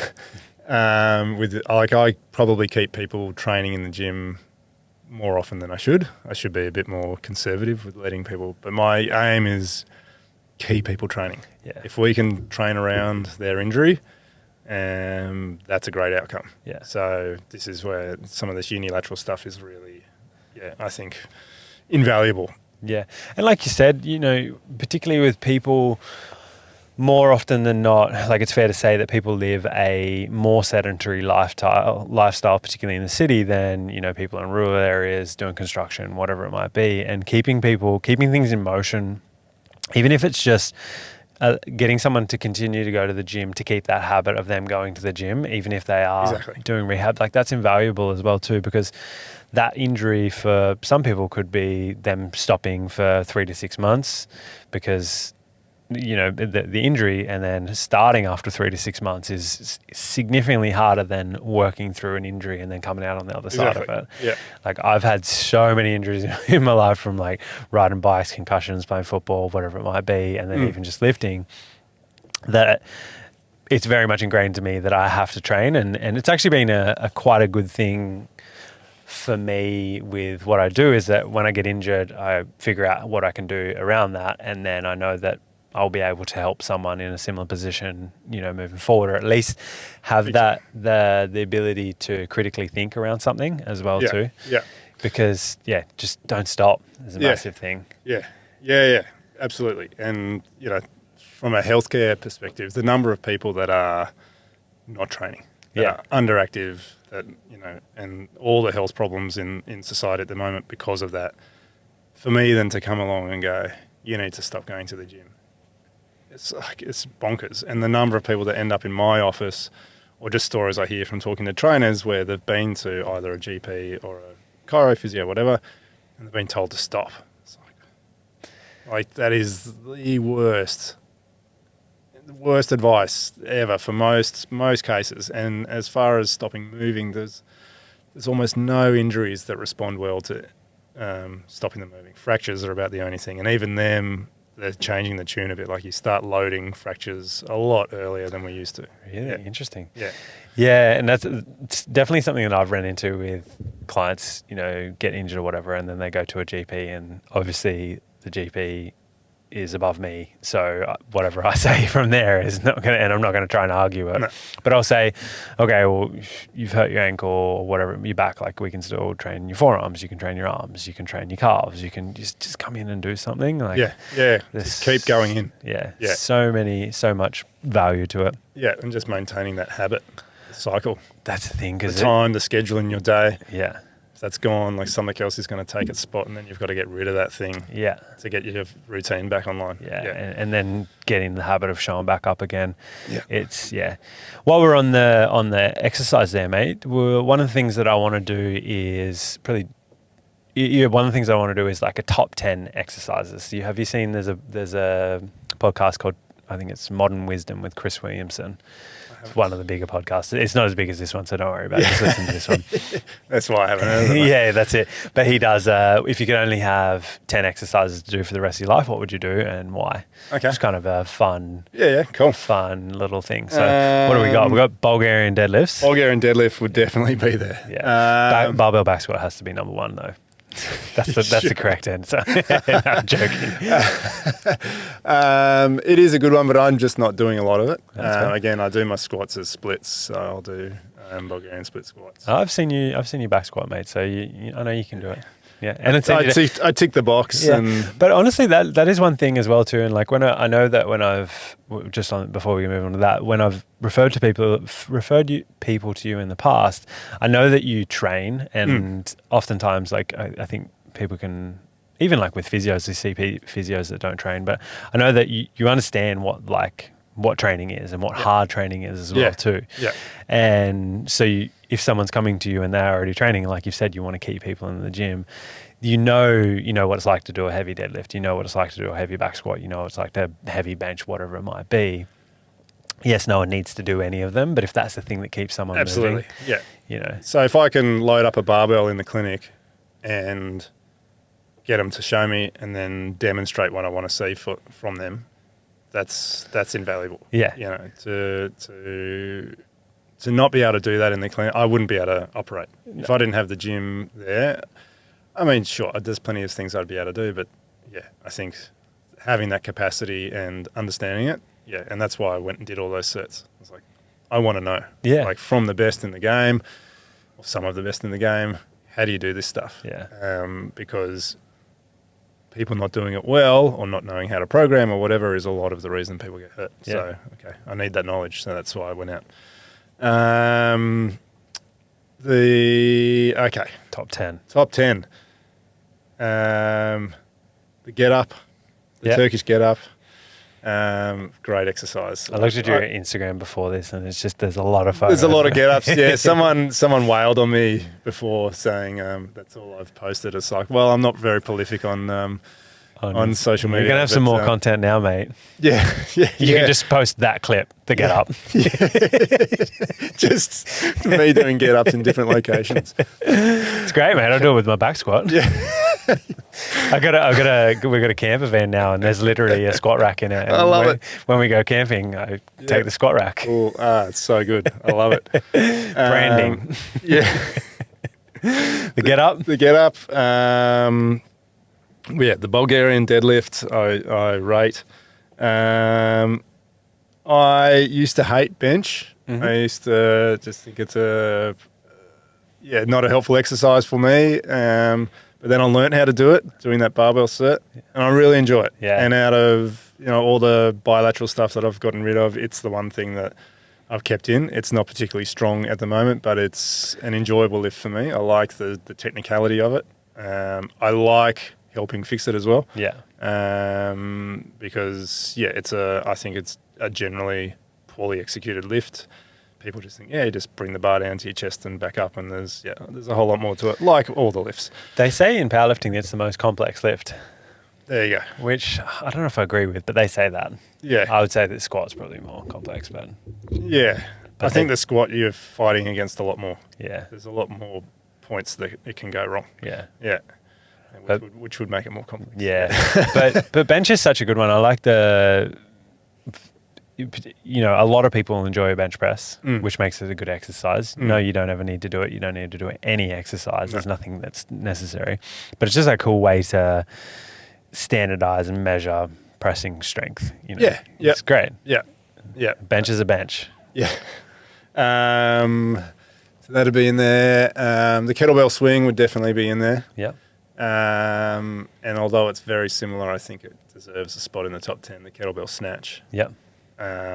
is a joyous exercise. I love it. Yeah. It's got cardio.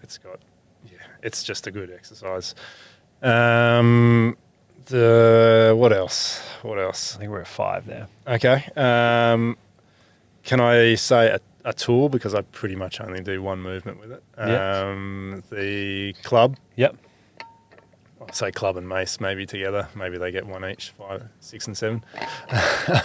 They're tools. So doing club mill is basically all I do with that tool. And yeah, working up again. My training's been a bit off this year. I've had a couple of injuries, and I don't know. You might have heard me over the years bragging about how injury-free I generally am, but this year's been a bit of an outlier. I had one of the guys on the podcast. I think he was the second, and he was on here bragging about not having injuries, and then a couple of weeks later he tore his hamstring playing football. There you go. It happens. Yeah, so these were both kind of they weren't just out of the blue, like something happened. I got shoulder yanked by a dog, and then the other shoulder yanked by a kid on a surfboard. But anyway, I'm getting back on board. But that is the unpredictability of life. But that's the reason why we need to be overall strong and well-rounded, because Absolutely. that could be, for that person that doesn't train, that could be, it's dislocation. Totally. Yeah, and this massive. is the thing. You don't know what you've fixed, or prevented. Yeah. So what you were saying right at the beginning, you don't know what you've prevented. The dog one in particular, like I had my arm kind of behind my back, like I was being arrested, and he took off in that direction, and that's the one that I dislocated years ago. And I was thinking, man, like if this shoulder wasn't doing get-ups and all the things that it does, that was probably catastrophic. Yeah. Shoulder dislocation is not fun. I've had Yeah, many pretty of those. painful. Yeah, definitely the worst pain I've ever experienced. I had a few in my sleep. Oof. Yeah. I We dislocated definitely got to get these concussions assessed, mate. Yeah. What are you doing in your sleep? And I think I dislocated a rib in my sleep as well too. Oh, wow. Yeah. Yeah. Have I ever told you what happened to my shoulder? I don't have an AC joint on my right Oh, side. you have told me that. Yeah. So I think then obviously up and down the chain, everything's just going to be slightly out. And I've rolled over in my sleep many times, and just not a full dislocation, but subluxation. Yeah. And then one time I'd say it would be linked as well too, because obviously the ribs and collarbones are close. Yeah. I rolled over, and then just this intense burning pain Yeah. and pop of Yeah. I think my second rib. Yeah. At the front. Yeah. But luckily, I don't know Costal if cartilage you, is- yeah, I don't know if you, and then like I picked a kettlebell up in the gym that morning, and like just sort of, it was an 8 kilo, and just sort of grabbed it and tossed it, and then it was just like someone punched me in the chest. Yeah. And it was around the same time. Do you remember when Glenn, he dislocated his a few times, and That's he came right. and saw you? Yeah, And yeah. So I did some bird dogs actually, and Nice. I just felt it go and pop back in. I was like, oh, There you go. yeah. Yeah. Crazy. So what do we got? I think we're at 7. So Mace and the club. Mace and the club.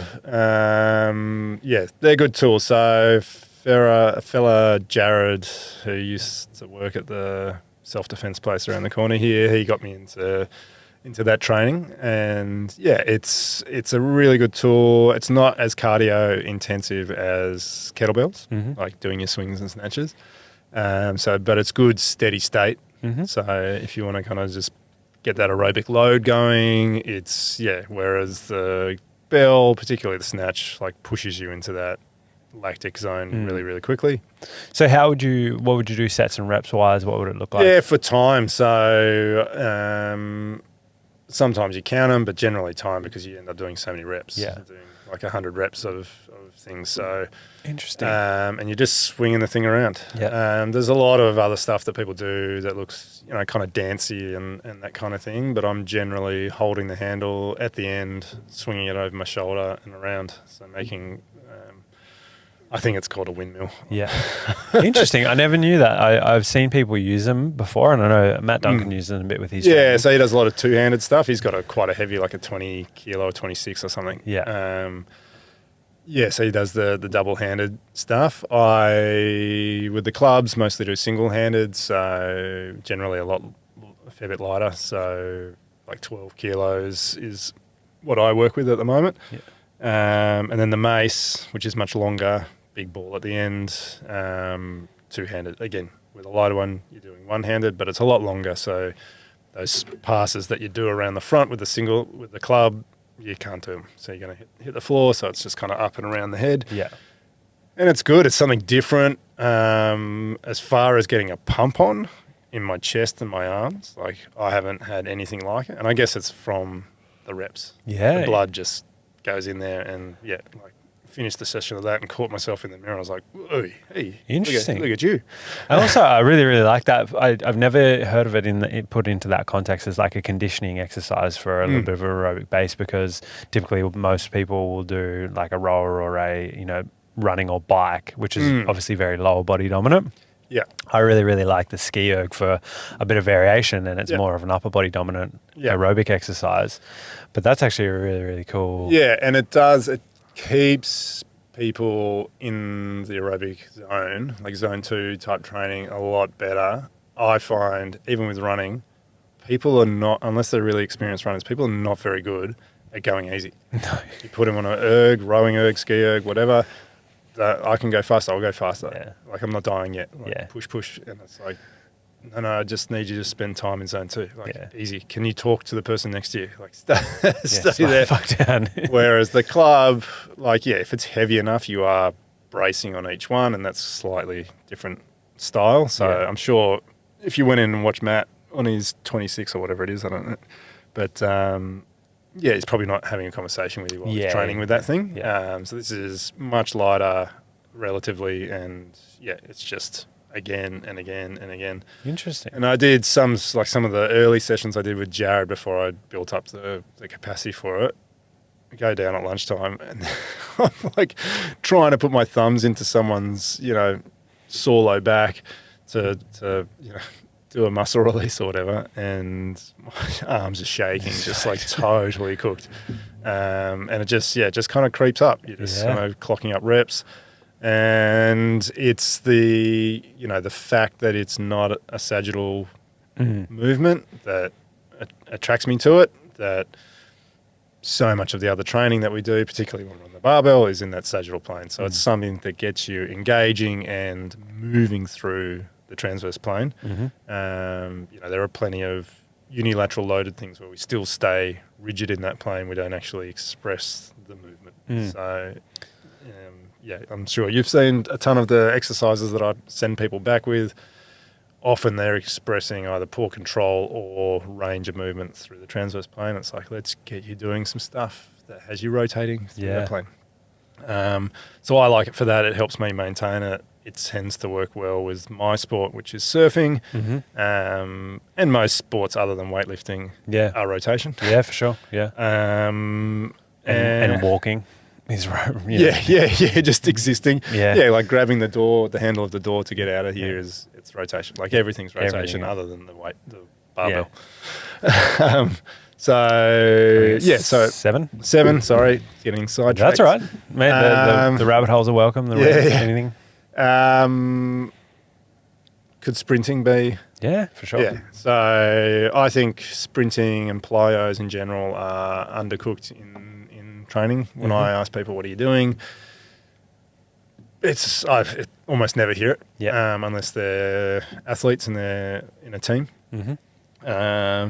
So I can't do sprinting in the clinic. Having a skill mill would be helpful. But I encourage people, if they're running, to include skill practice for their running and have sprints in that. So just expression of full output, 95 to full output. And I think it is the ultimate expression of human capability. Yeah, as functional as it gets is what a human can do. That's it. That's it. Yeah. So I try and get people into that if I feel that's something that they would be open to, particularly if they're already running. Yeah. And so a lot of people will come in for running assessments and or running injuries, and so that will be coming out the tail end of that. Well, let's get you sprinting. Let's get that base level where you're running in your zone 2 faster by making you a better spring. It's something that I'm getting back into. I haven't run for a long time. Used to when I was playing team sports because that's what you do. And then I did a lot of sprinting for a long time. But after that, then just kind of running in general has not been something that I enjoyed, but I see the value in doing it. So I've started a little bit longer distance, but I'm going to get back to sprinting because it's just such a good thing. Yeah. It's like being a human being and not being able to sprint is just like doing a bit of a disservice to the. It's that. I don't know. I'm going to misquote it badly, but I think it's Socrates or someone who was like, the man should be strong. Basically, was like it's not just good enough to be strong in mind. It's like you need to the expression. You need to be physically strong. Yeah. And I think we don't all need to be muscle heads. What was one of my muscle Marys was someone describing all the guys in the gym where he goes. You don't need to be at that level, but to be able to pick up something heavy and carry it for a bit is, I think, a useful thing and a good expression of health. And I think a lot of the health problems that we have in the world would not be there if that was the standard, or the minimum, let's say. Yeah. So sprinting would be in there, and although I don't get to do it because there's no space in my clinic, if I had another, say 50% of the room, it would definitely go on a track for a sled. Yeah. I think that's an awesome tool for a lot of reasons. It's great for rehab, like the kettlebell swing. It's a good cardio thing. It's just good gait-based loading. And anyone can do it at pretty much any level. Yeah. Like a push and pull a sled, it's such easy to scale. Yeah.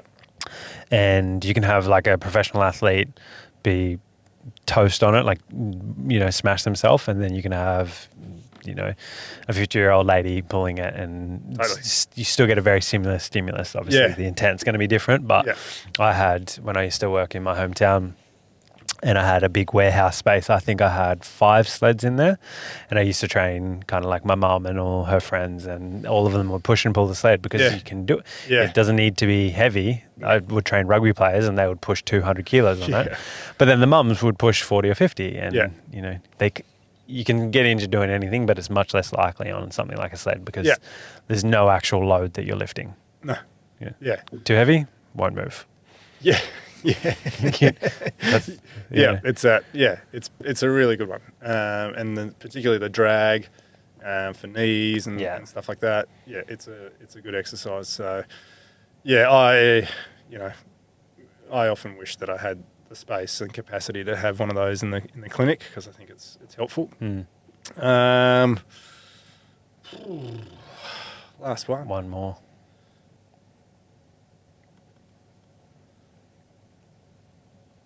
Oh, it's a tough one. I don't know. Maybe as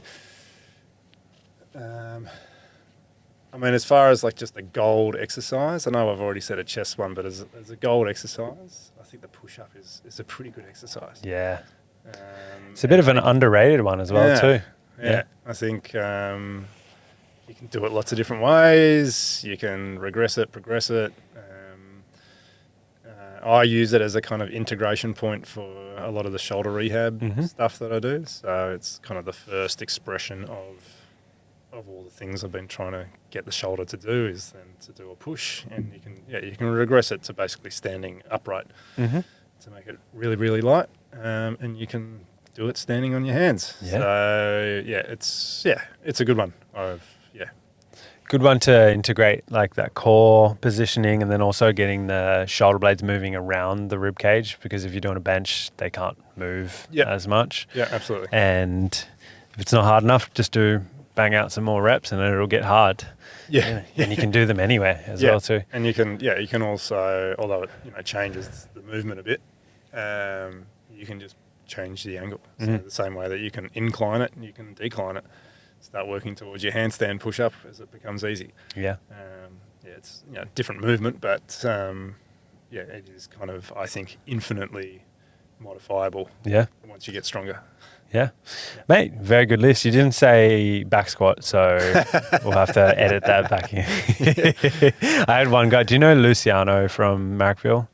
Luciano. He couldn't get to 10. He only got to 8. There you go. There you go. And then I was like, well, then he said dips as his last one to get to 9.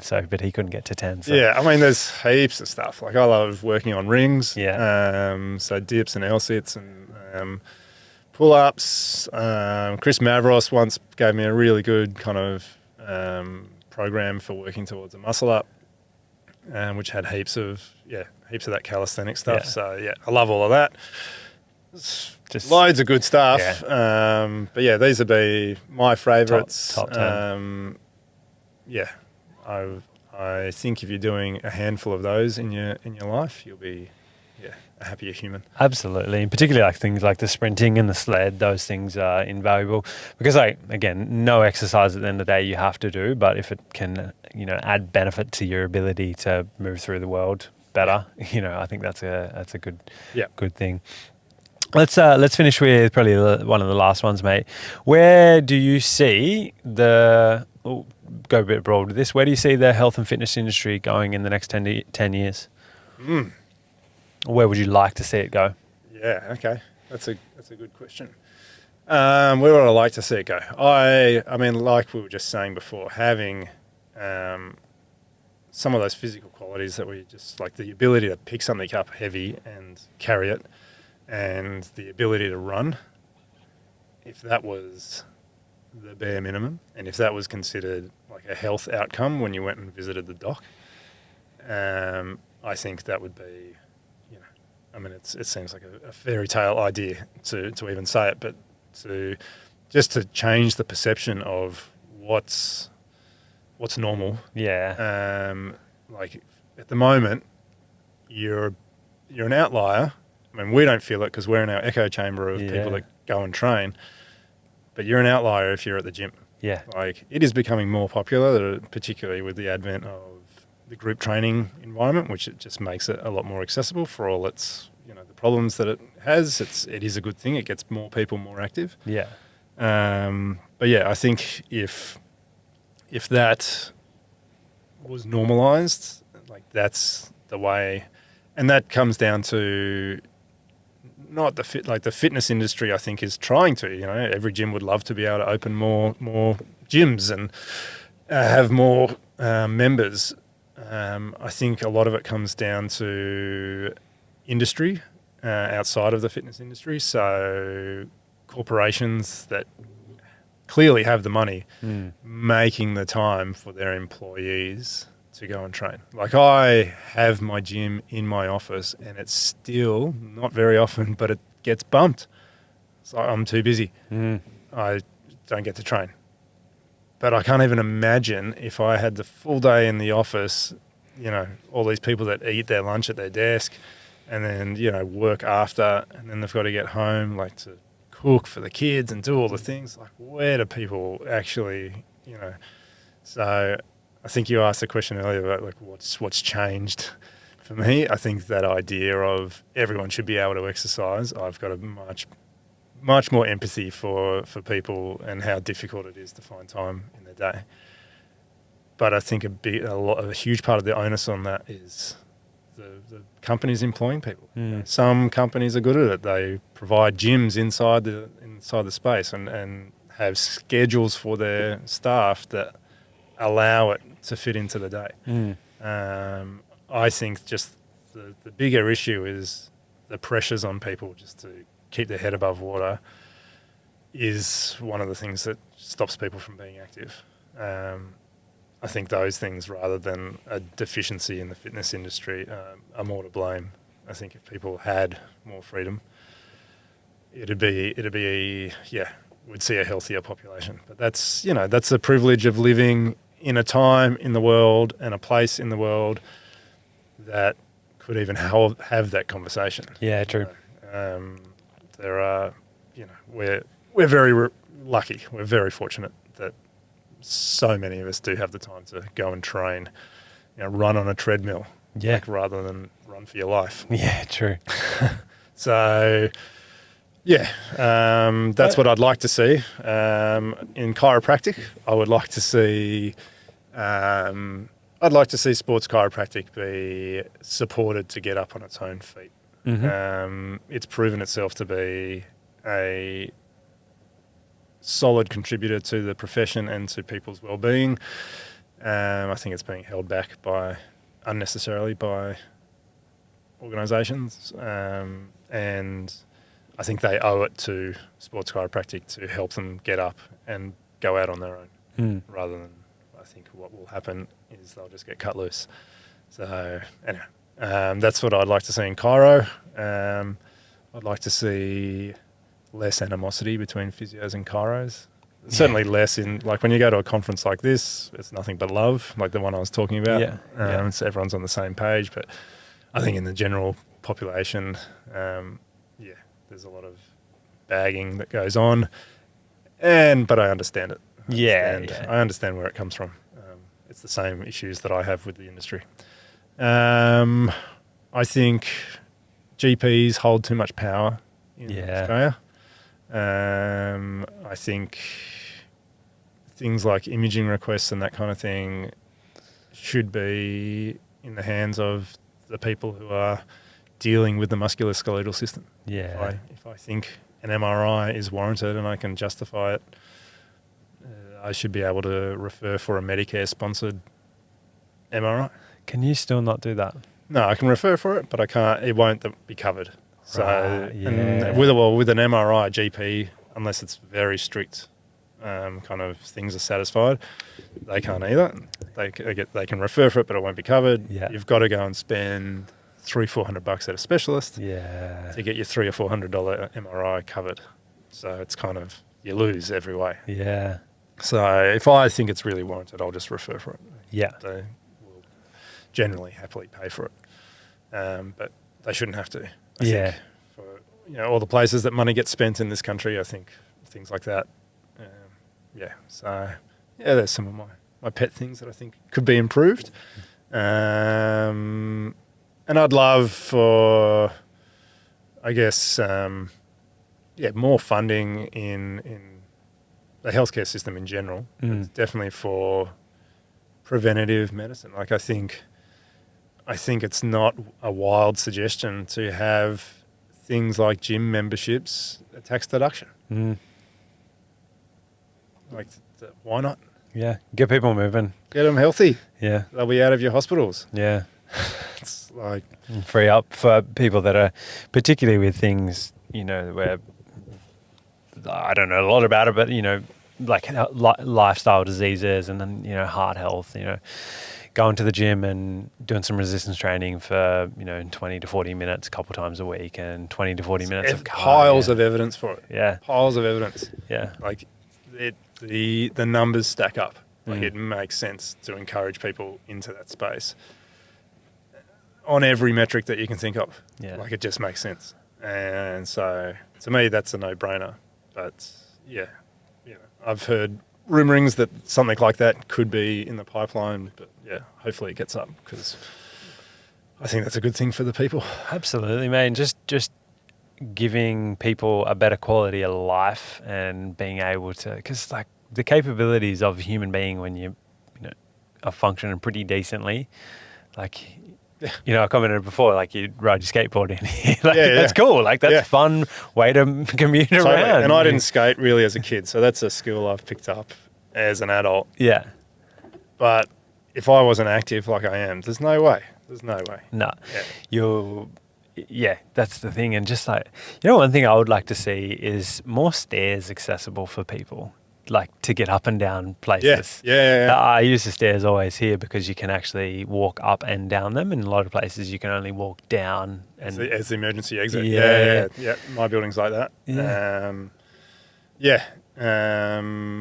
Whereas the building I was in before, you could do both up and down without needing a swipe pass or whatever. And yeah, absolutely. It's genuinely more active. And I think, because I don't think people realize that as you stop, you just start to stagnate. And it's not that someone gets old is the reason why they can't do a given task. Like, it gets a little bit harder. But regardless of your age, you still have the ability to adapt. You are a human being. And if you load tissue appropriately, it will get stronger. It might not get as strong as fast as it did when you're 18, but you're not 18 anymore if you're beyond that, whatever it might be. And just that a bit, just being able to do things. Like I've worked with my dad. He was booked in for 2 knee replacements. And for one reason or another, he didn't end up getting them, but he was in a lot of pain, and I was like, sort of trial and error. I was like, okay, well, I know that we will see what we can do, get you into a certain position. And he was a builder for 30 years, so he's been very active, but then had some medical issues where he couldn't work for a long period of time, and then just ended up sedentary and whatever it might be. And so he was active, but he never really looked after himself. And I was like, I know we can't affect the joint itself, but we can affect the muscular tissue around it. And he didn't have much muscle mass on his legs. So I was like, let's see, he was having trouble getting in and out of a squat. I was like, okay, I got him into a quadruped squat and got him to see how close he could get his hips to his heels. And he had full range of motion. So I was like, okay, well, you have the range of motion there, but it's a loading issue. You don't have the strength to handle the load that you're putting on it. That's why you have pain. Anyway, long story, and I have this view because of I have connective tissue missing out of my shoulder. But you wouldn't be able to tell unless I get my arm across here and put a lot of load on it. But I've had some pretty heavy loads over my head with bits of connective tissue not there. So, okay, well, we can't affect the joint. We can't affect the connective tissue to a certain extent. But we can affect the muscular tissue around a joint, which actually one of the things I learned from you as well with you talking about disc degeneration. And like a lot of people will have disc degeneration and probably have bulged or, signs of bulged discs. But then 50% of people will have pain and 50% of people won't have pain? Yeah, even less won't have. Yeah. And so... So even more. Yeah. And so, but if that, what I take from that, if the tissue around the joint is strong enough, then the likelihood of pain will probably be lower, to a certain extent. Anyway, so long story short, got my dad quadruped squat. I was like, cool, you've got range of motion. Let's see if we can load it. Let's try and do this. So it was just a very at home in the shed, got some weights there, but I was like, got him to do like a band-assisted sort of terminal knee extension. On a really, really light band. How's that feel? Is there any pain in the knee? No pain in the knee. Can you feel your quads working? Can feel your quads working. Cool. Let's get this stronger. He got it stronger. Slowly build it up. Let's build a little bit more range on it. A little bit more range. A little bit more range. And then he ended up getting to, and he's 60 years old, got up to doing a 40 kilo back squat with How good's that? 0 pain. How good's that? Yeah. And not a GP, not a chiro physio. Yeah. Just principles applied. And just adding movement, and so good. I love that. It's so cool. I love it. And it's obviously like I have the knowledge from people like yourself, working with Matt Duncan, having my own experience, and then people like Glenn and workshopping ideas and being like, cool, can we work around it? Not everybody has that information, but also know that there's professionals out there that can do things like that for you as well. Yeah. But he could have just sat down and been in pain for the rest of his life, or we had a way that we could intervene and get you stronger and keep you pain free, and now he has a chance to continually walk around. It's unreal. I've got a similar sort of patient at the moment, just one side though, so not as good as you. Mate. They're like massive DJD, and he paired up with one of the guys that I went through the kettlebell thing with. Yeah. And then he just said, I want you to go and work with Matt as well. And so we're both kind of working with him. But he's just doing strength stuff. Yeah. It's just, I'm not doing manual therapy on that knee at all. Yeah. It's like, how do we build the tolerance of this knee? How do we find what he can do and leverage that to get there? It's the same with all the brain stuff we started with. It's like, what can you do? And can we use that to assist this thing? Yeah. And just slowly build up the tolerance in the tissue or the neural tissue or whatever, and just slowly build. And that's, he's had a few setbacks because of like a gout episode and a few other things that are really, and that shook him when he kind of was like, I can't train. Yeah. It was actually, he does a lot of get-ups with Pete, the other trainer. And he's like, I can't do get-ups because he couldn't bend his big toe. Yeah. And he was gutted. I was like, it's all right. There's plenty of other stuff. So anyway, but yeah, it's that principle of just gradually adding load where you can, and you can change people's lives.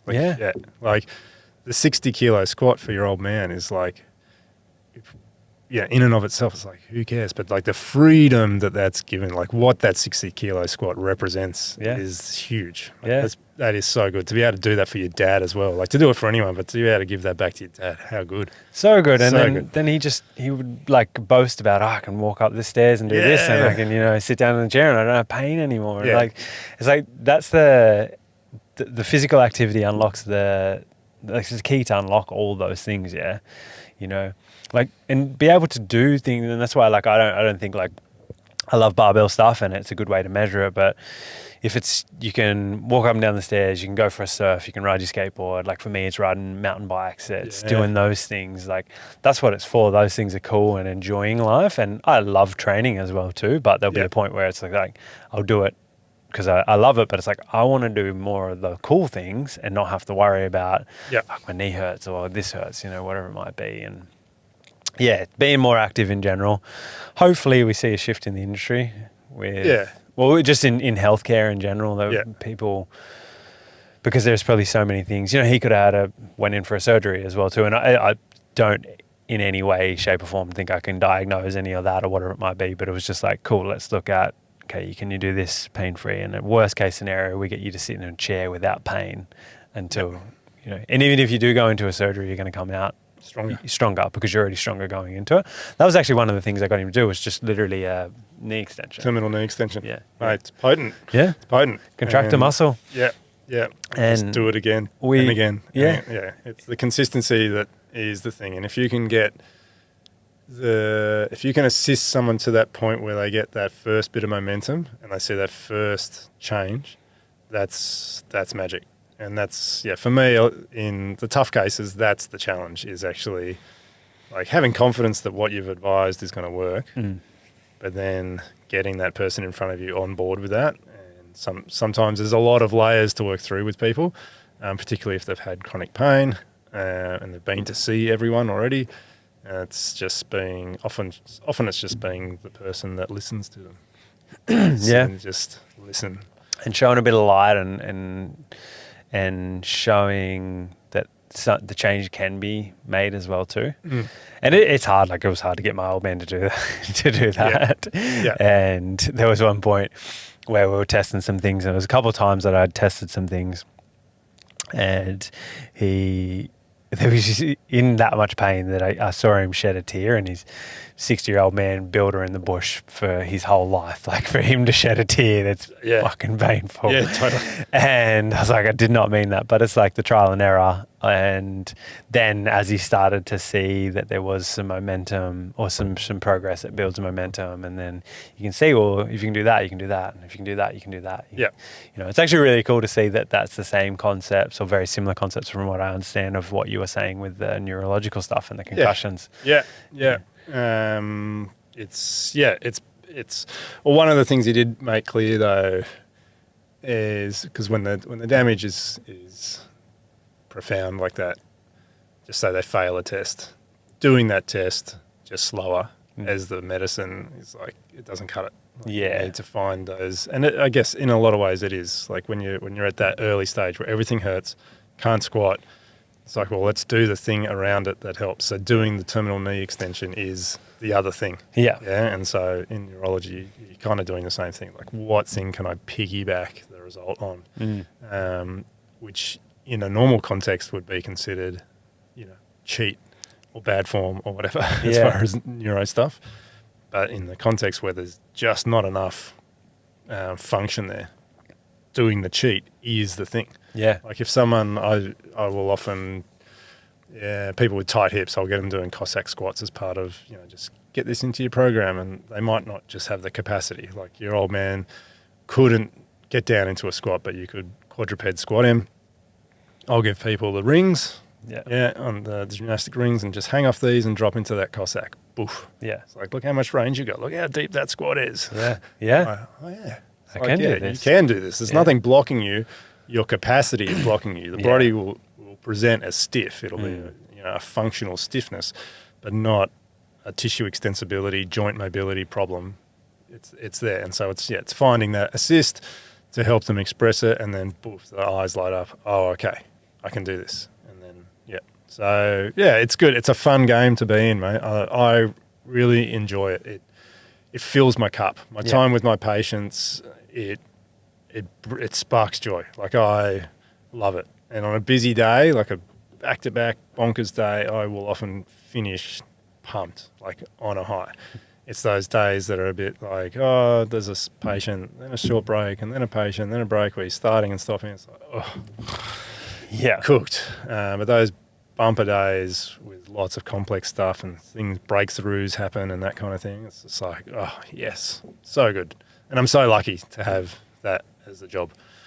It's, it's good fun.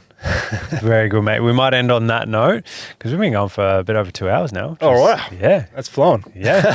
It's good fun. That's the goal. That's what I wanted it to be, is like a fun, free-flowing conversation. Yeah. So it doesn't feel like just kind of interrogation and go in whatever direction it is, because people listen to conversation. Hopefully, I think there was a lot in there that people will be able to be like, cool, I can take that. I can take that. I can do that. And then they come see you, mate, if they're in pain, and Or trainers out there to just talk shop.